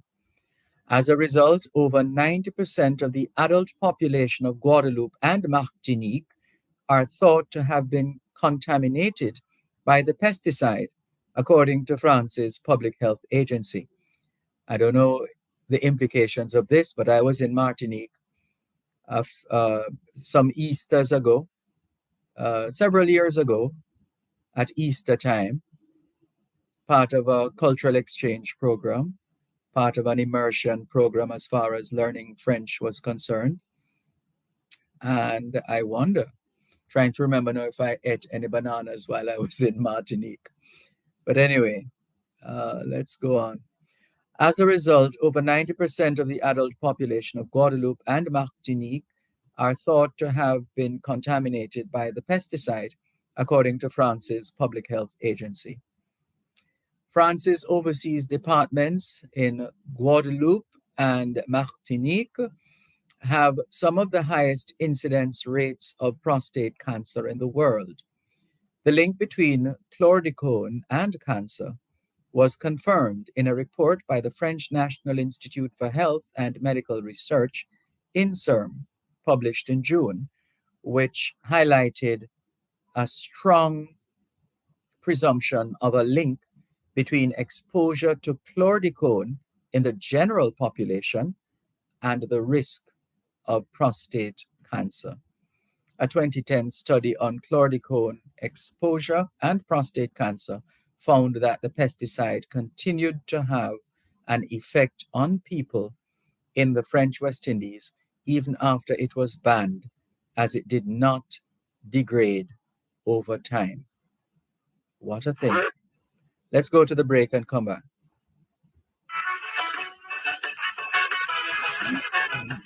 You're listening to Power 106 FM. The time is now 4:15. Chad Ad Distributors are the island-wide distributors of the popular Maxxis tires, plus Sumitomo, Falcon, and Solidil. For batteries, Mayatsu, AC Delco, and for lubricants, it's Petro Canada. Visit us at 87 to 91 First Street, Newport West.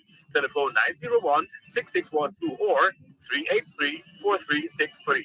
Chad Ad Distributors Limited, your place to retire. Ooh la la. I see what I want at Phosphate Store-wide Summer Super Sale. Come get your wires, breakers, LED downlights, solar lamps, LED bulbs, standing fans, and so much more. Shop Kingston, Mandeville, and Montego Bay. Come get your smart locks, smart bulbs, video doorbells, and video cameras. You can't afford to miss it. Come shop. Come save at Phosphate Super Sale. July 3 to August 31. See you there at Phosphate. Open Sundays. No matter where I go, Jamaica is my home. I love the girls, smoke and water, and white water. Let's go, studio. Thanks a lot. Que hora es en español? Son las 4:16. Quelle heure est-il en français? Il est 4h16. 现在几点了？4点16分. 16 minutes past 4 o'clock in the afternoon here in the Garden Parish of St. Anne, Jamaica. Have you done your homework yet? Yes, young people, we know it's summer. You're on holiday now. Some of you are going to summer school. But you know what we always say, even when school is out, homework is always in, because homework is about preparation, and proper preparation prevents poor performance. Proper preparation prevents poor performance. And as we always say, young people, socialization makes you educable, education makes you trainable, training makes you employable, and the right attitude makes you successful. Homework time, young people, as we continue to take your calls on 876-922-4112 Whatever is on your mind, please feel free to share. 876-922-4112 and dropping in our inbox. Let's see. There's a press release here just dropped in our inbox. Oh, this is for the 5K run walk fundraising event. That's what this is about. And it is, let's see, it's scheduled for the 29th of July. So this is Oberlin High School in collaboration with Oberlin Alumni Association, announcing its second Thelma James 5K Run Walk fundraising event to be held on the school grounds on July 29, 2023. This exciting event aims to raise funds in support of Oberlin High School's breakfast program, which provides nutritious meals to students in need. The registration fee for individuals over 12 years of age is $15. And by the way, it's not necessary to say 12 years of age. We could just say 12. Registration fee for individuals over 12 or age 12 and over or something like that. Anyway, the registration fee for individuals over 12 years of age is $1,500. All proceeds from the event will go directly towards providing nutritious breakfasts for students in need at Oberlin High School. To register or inquire about the event, please call 876-909-4548. That's 876-909-4548 or 876-383-3170. 876-383-3170. Registration may be done online, my.raceresult.com. my.raceresult.com. And so it's the 29th of July at Oberlin High School.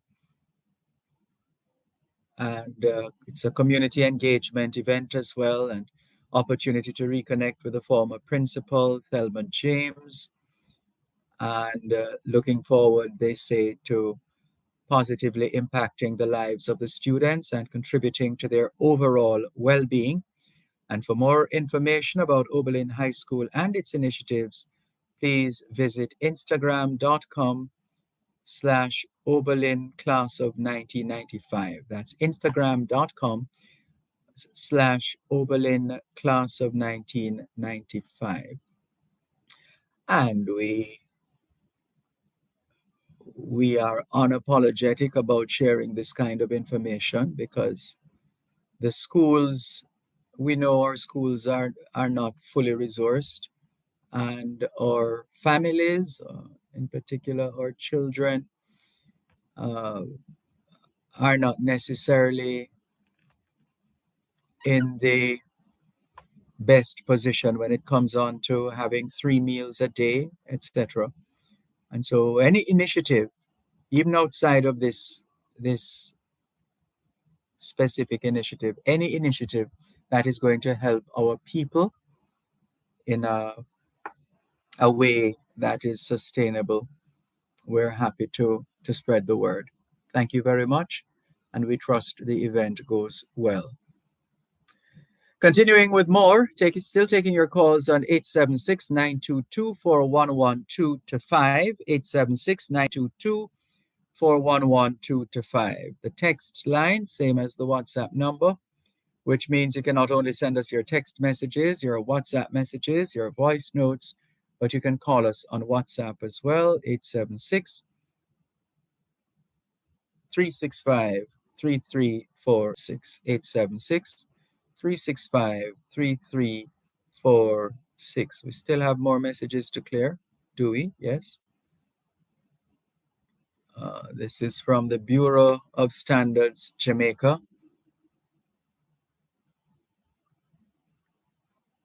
And you don't say Jamaica Bureau of Standards. No, you don't say that, because standards are global, international.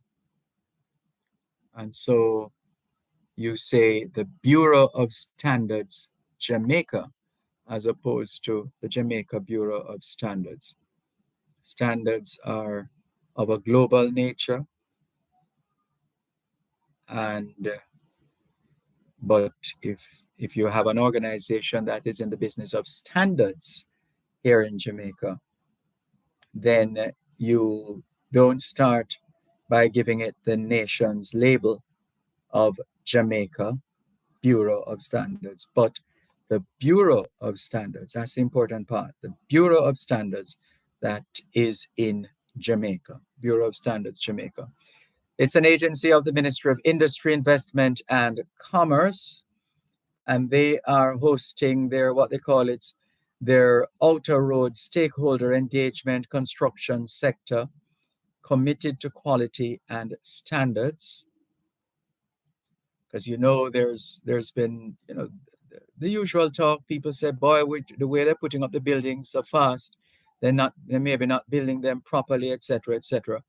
And so the timing of the Bureau of Standards Jamaica is impeccable, because we have to have the Bureau of Standards Jamaica involved to ensure that the construction material, the building blocks, etc., are of a certain quality that can stand up to scrutiny. And so they're having their series, the Bureau of Standards Jamaica, Outer Road Stakeholder Engagement, construction sector being the focus, and the theme, committed to quality and standards.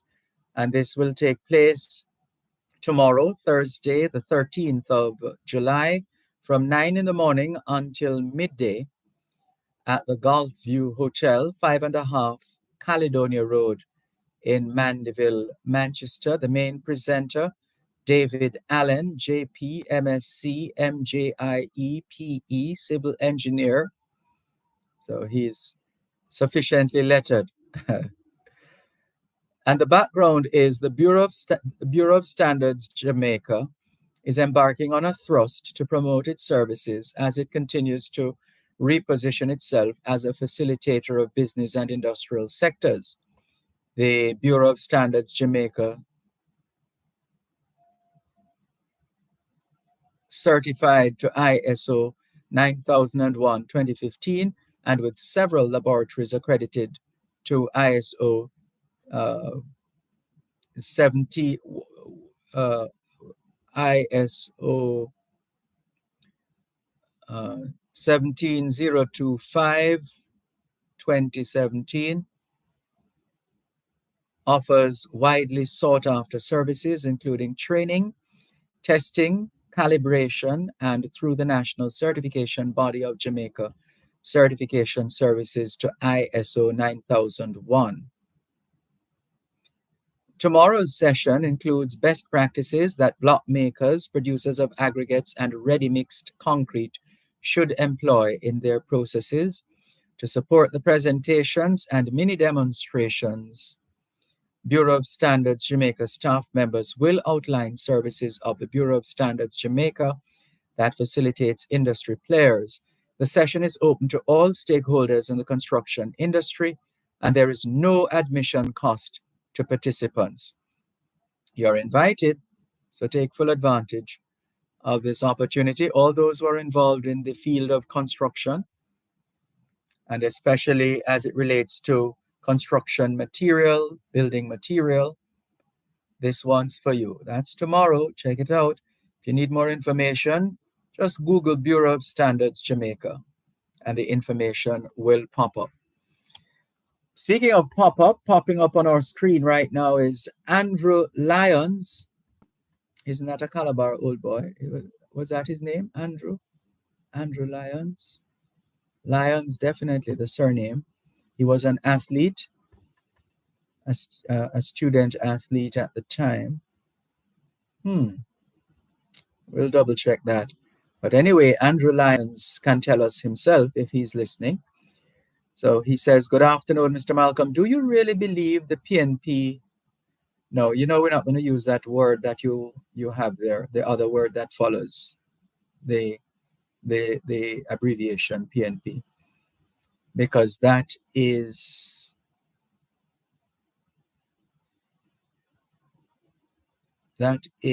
just not so. It's just not so, and it also is inappropriate. And so we're not going to read that part of your message. And this person wants to give us one evidence not so long ago of the all right, you know what? No, I'm not sure what your motive is, but whatever it is, it runs counter to how we operate here on both sides of the story. So I'm afraid, Andrew Lyons, your message does not align with the fit and proper practices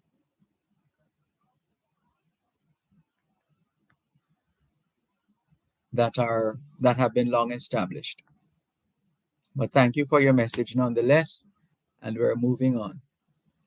This is your program, Both Sides of the Story, Power 106 FM, still streaming live on the Gleaners website, go-jamaica.com, live on your smart devices all over the world. Let's see who else is coming in. 876-922-4112-5. Those are the numbers to call. 876-922-4112-5. Text line, same as the WhatsApp number. which means you can not only send us your text messages, your WhatsApp messages, your voice notes, but you can call us on WhatsApp as well, 876 365 3346. 876 365 3346. More in a moment.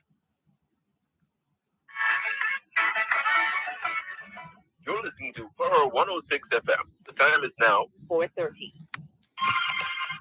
Tune in every Thursday at 3:30 p.m. for Your Legal Corner with Dana Walker Huntington, hearing both sides of the story with Dervan Malcolm on Power 106 FM. It's your source of information regarding U.S. immigration matters, combined with Power 106 FM's pioneer of diaspora broadcasting.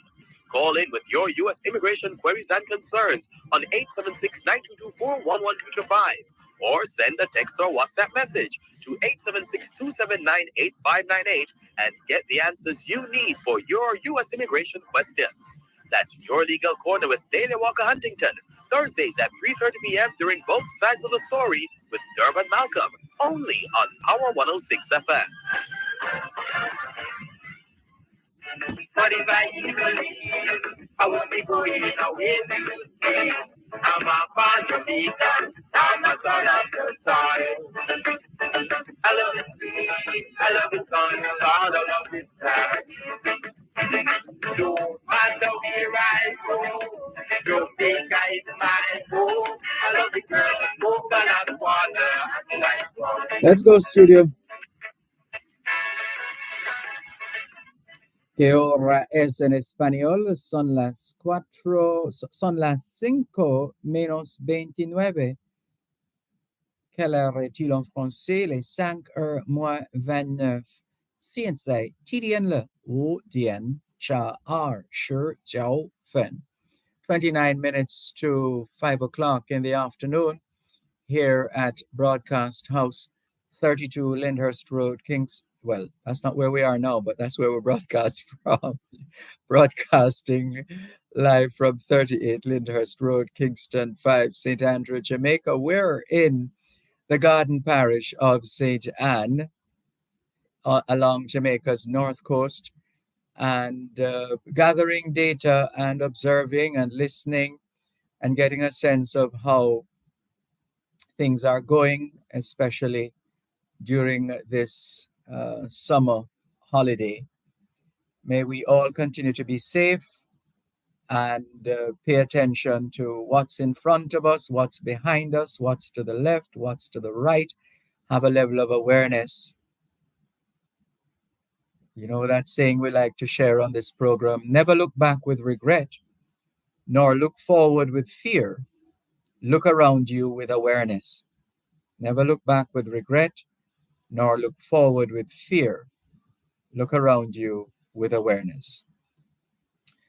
Continuing with more on your program, Both Sides of the Story, Power 106 FM, still streaming live on the Gleaners website, go-jamaica.com. Parents and guardians, do you know where your children are? Are they where they're supposed to be, doing what they're supposed to be doing? It's a good time to check up on the children. A good time for us to continue with more on your program, Both Sides of the Story, Power 106 FM.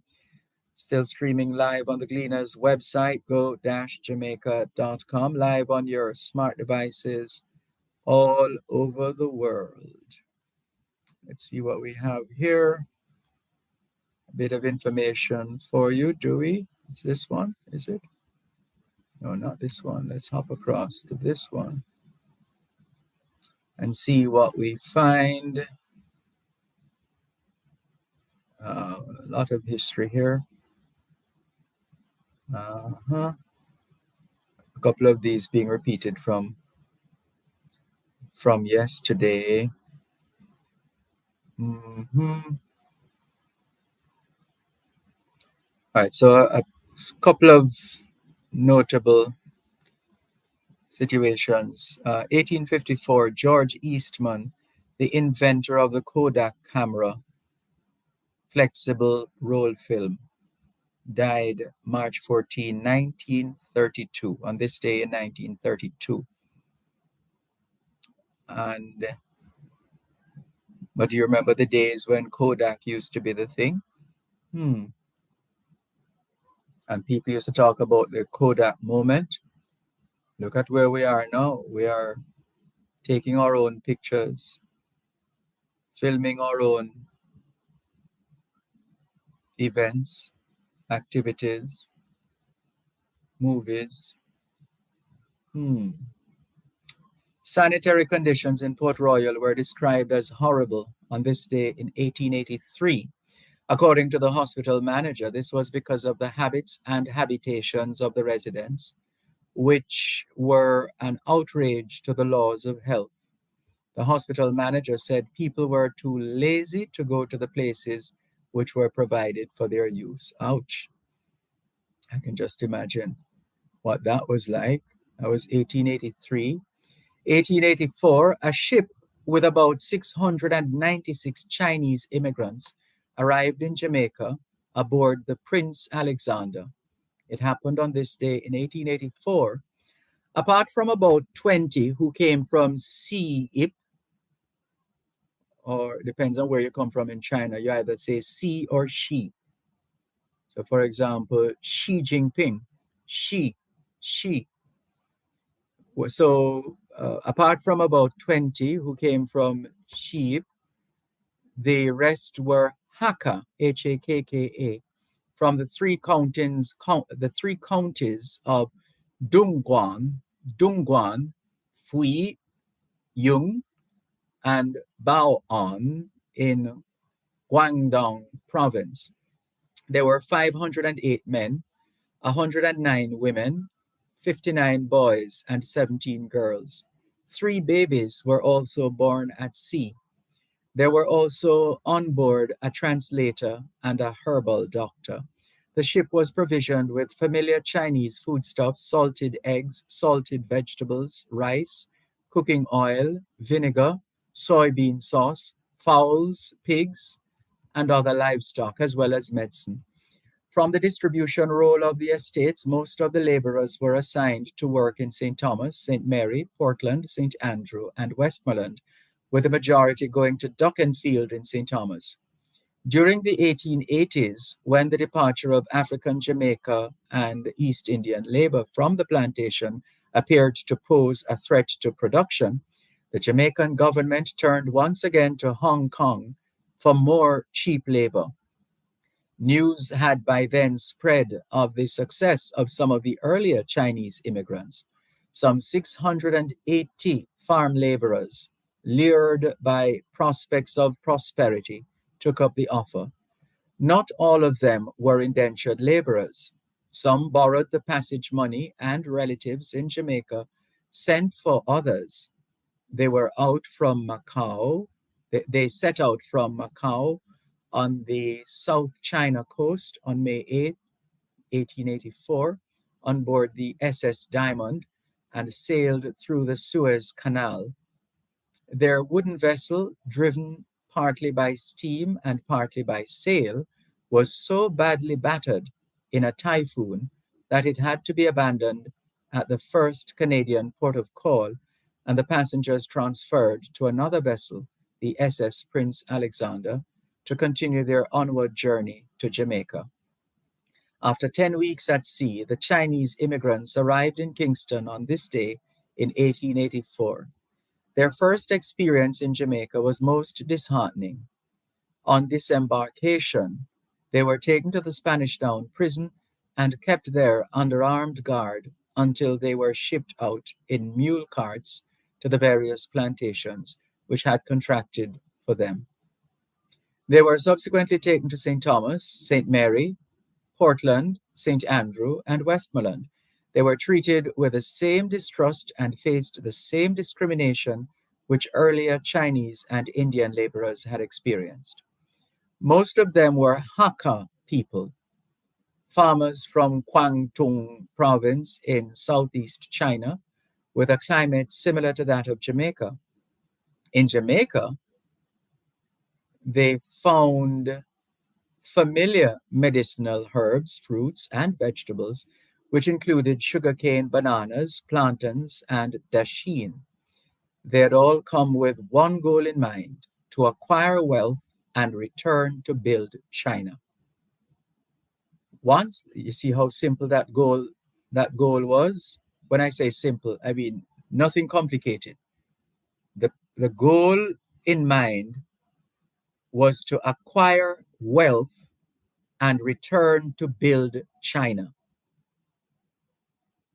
What do you think? How successful were they? Obviously successful. Look at China now.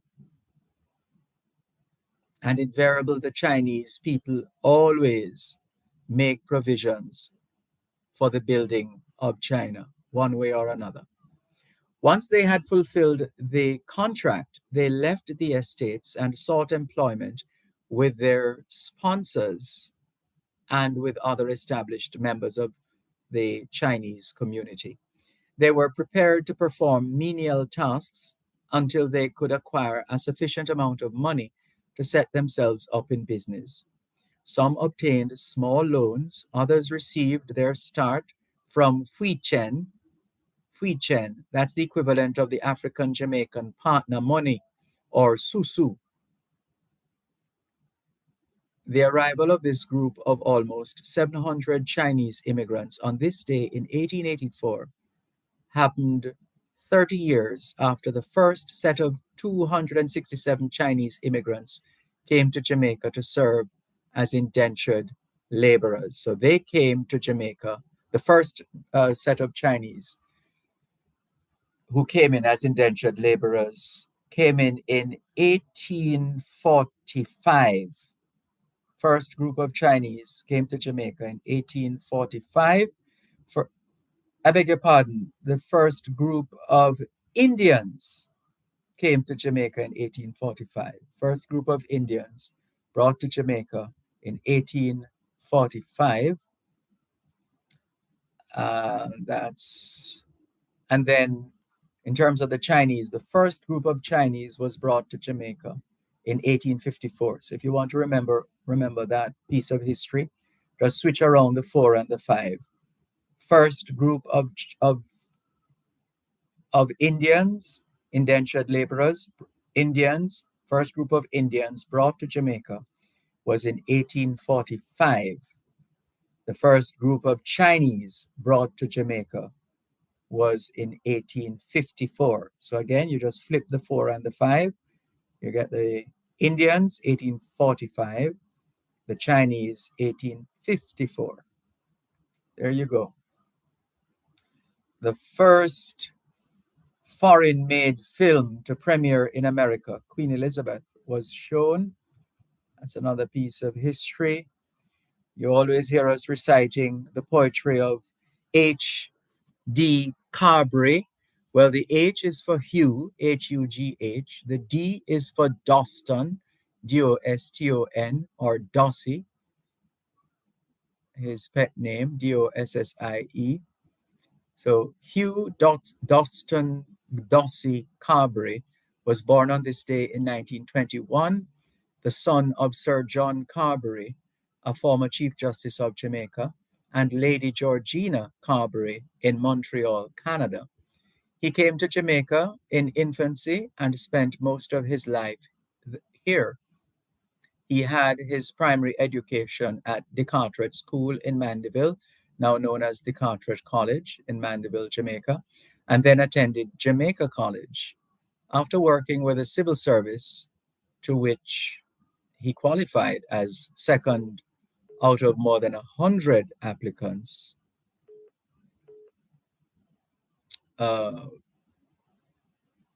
Carberry went to St. Catherine College, Oxford University. There he obtained his BA and BCL. He read law at Middle Temple and was called to the bar in 1951, then returning to Jamaica to engage in private practice. In 1954, Carberry married Dorothea, and they had 2 sons, Martin and John, and a daughter, Christine. In addition to his career in law, Carberry was a poet and gave outstanding service in the cultural field, being a member of the managing committee of the Little Theatre since 1951. A devout Christian, he was also a pillar of the Providence Methodist Church as class co-leader. bit of history there for you on your program, Both Sides of the Story. Power 106 FM, still streaming live on the Gleaners website, go-jamaica.com, live on your smart devices all over the world. Still taking your calls on 876-922-4112 to 5. More in a moment.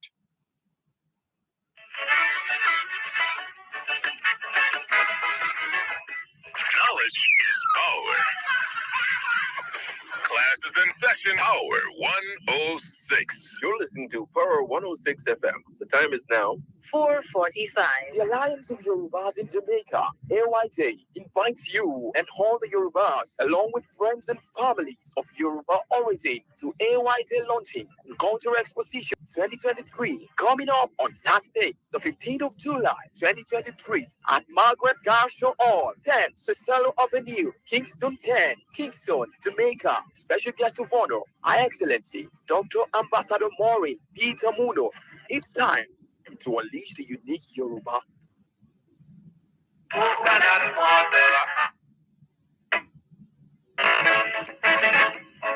hear some people say they are going away, but if I believe I won't be going away to stay. I'm a part Jamaican, I'm a son of the sun. Let's go, studio. I love the song a lot. Thanks a lot for staying with us here on your program, Both Sides of the Story. Power 106 FM, still streaming live on the Gleaners website, go-jamaica.com, live on your smart devices all over the world. And here is an update. Let's see, is this one? Yes, a couple of updated stories. CARICOM Eminent Persons Group due in Haiti on Wednesday. The 3-member CARICOM Eminent Persons Group, EPG, on Haiti is due to arrive there on Wednesday, that's today, in continuation of the efforts of the regional integration movement to find a solution to the political and let's bring up the rest of the story. Right, so let's go again. The 3-member CARICOM Eminent Persons Group, EPG, on Haiti is due to arrive there today in continuation of the efforts of the regional integration movement to find a solution to the political and socio-economic situation there. Jamaica's Foreign Affairs and Foreign Trade Minister Kamina Johnson-Smith has said. She told a news conference that the group, headed by former St. Lucia Prime Minister Dr. Kenny Anthony, and including his 2 former prime ministerial colleagues, Bruce Golding of Jamaica and Perry Christie of the Bahamas, would continue to meet with government and other Haitian stakeholders while in Port-au-Prince. The Eminent Persons Group is actually arriving in Haiti today for their next round of stakeholder consultations, which will take place over the next few days, over the next 3 days, she told reporters.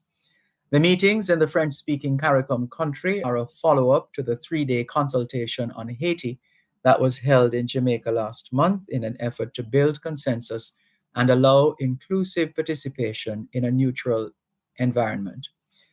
The Eminent Persons Group has been tasked, along with a small team comprising the technical expertise in mediation, security, and political research supported by the CARICOM Secretariat, to facilitate consultations with Haitian stakeholders.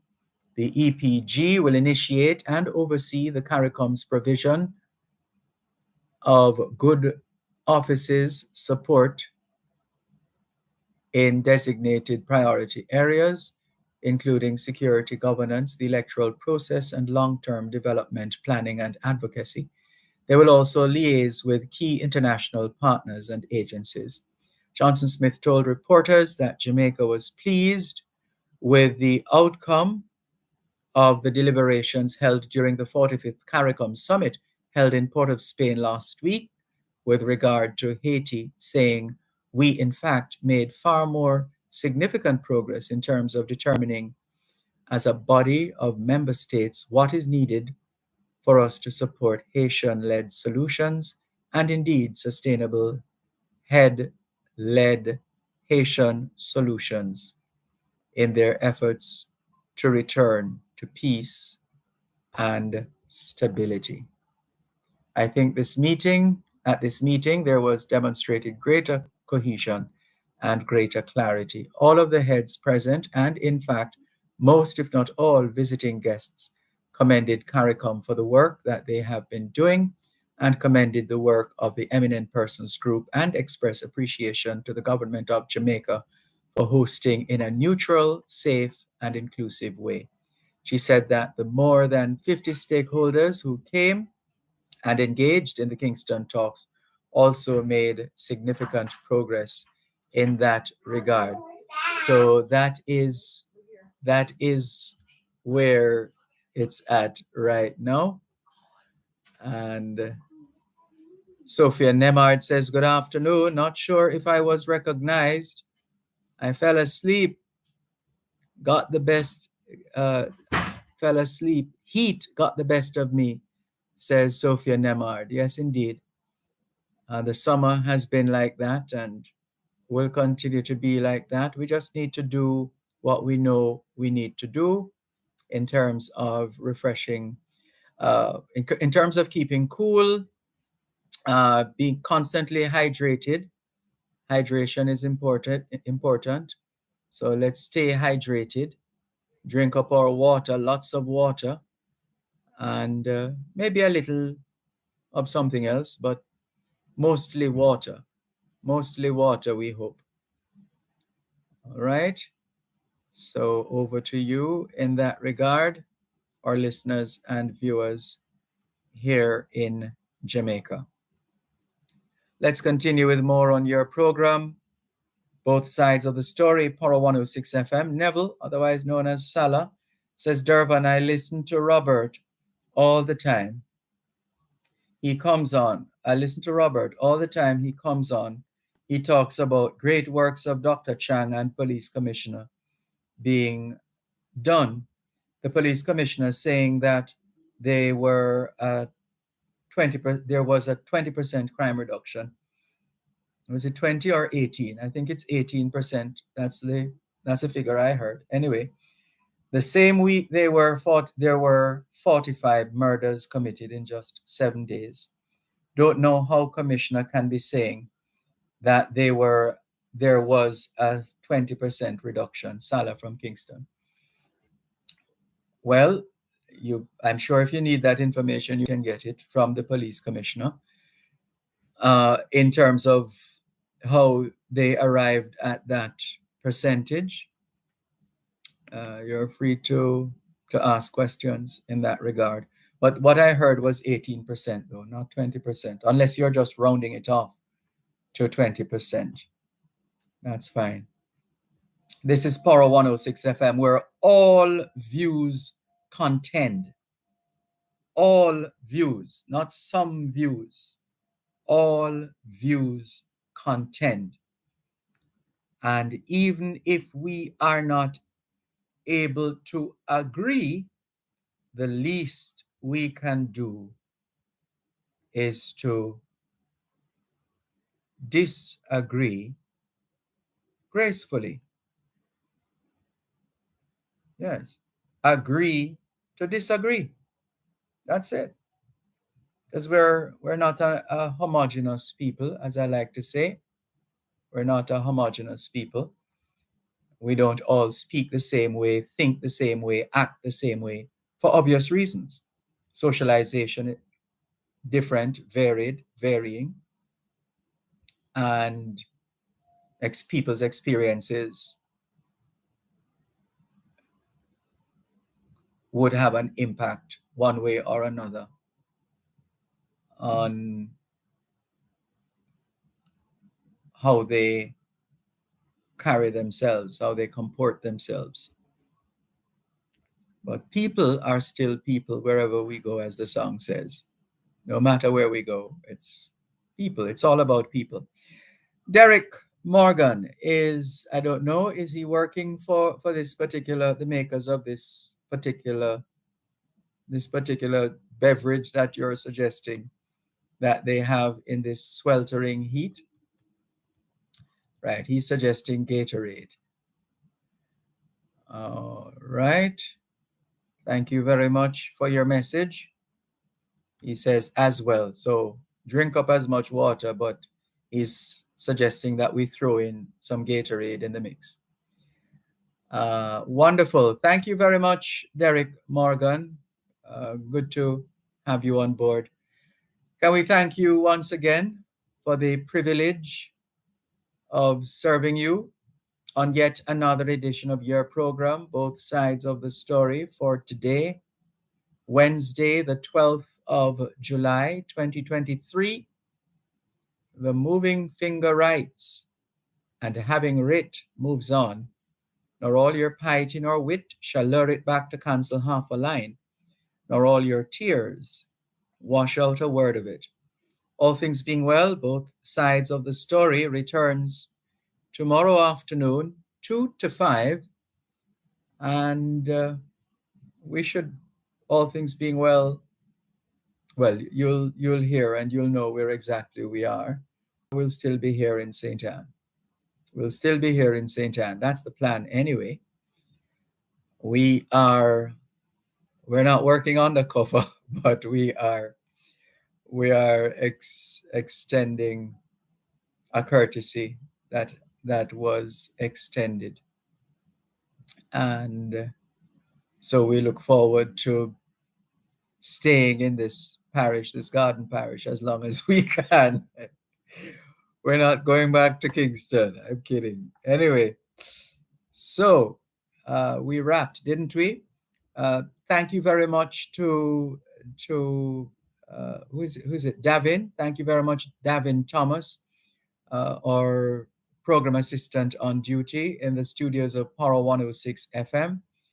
And thanks as well to Celise Pinnock for her work behind the scenes. Thanks to our callers, very important people, your VIPs, our callers. Thanks to our callers and another group of VIPs. Thanks to you, our faithful listeners and viewers all over the world, for making it Both Sides of the Story. All things being well, Both Sides of the Story returns, as we said, tomorrow afternoon, 2 to 5. You have to listen to find out where we'll be and what we'll be doing. Till then, this is Dervan Malcolm reminding all of us that every day is an opportunity to do better than yesterday. Take care. Jamaica is my home. I love the girls, coconut water and white rum. I hear some people say they are going away, but if I believe I won't be going away to stay. I'm a part Jamaican, I'm a son of the soil. I love the sea, I love the sun, Lord, I love this land. No matter where I go, Jamaica is my home. I love the girls, coconut water and white rum.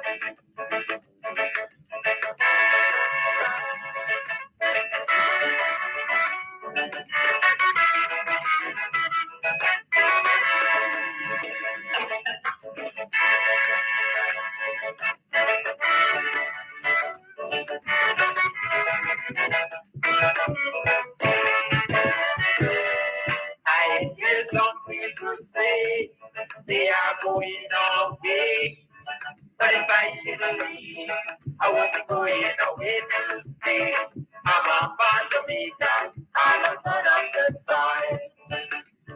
I love the sea, I love the sun, the Lord, I love this land. No matter where I go, Jamaica is my home. I love the girls, coconut water, and white rum. I'm a part of Jamaica, I'm a son of the soil. I love the sea, I love the sun, the Lord, I love this land. No matter where I go, Jamaica is my home. I love the girls, coconut water, and white rum. I'm a part of Jamaica, I'm a son of the soil. I love the sea, I love the sun, the Lord, I love this land.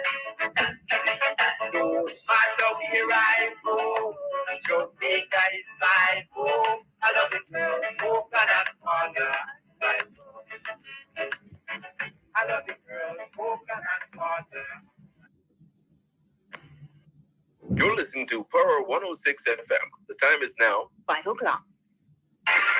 News, comprehensive,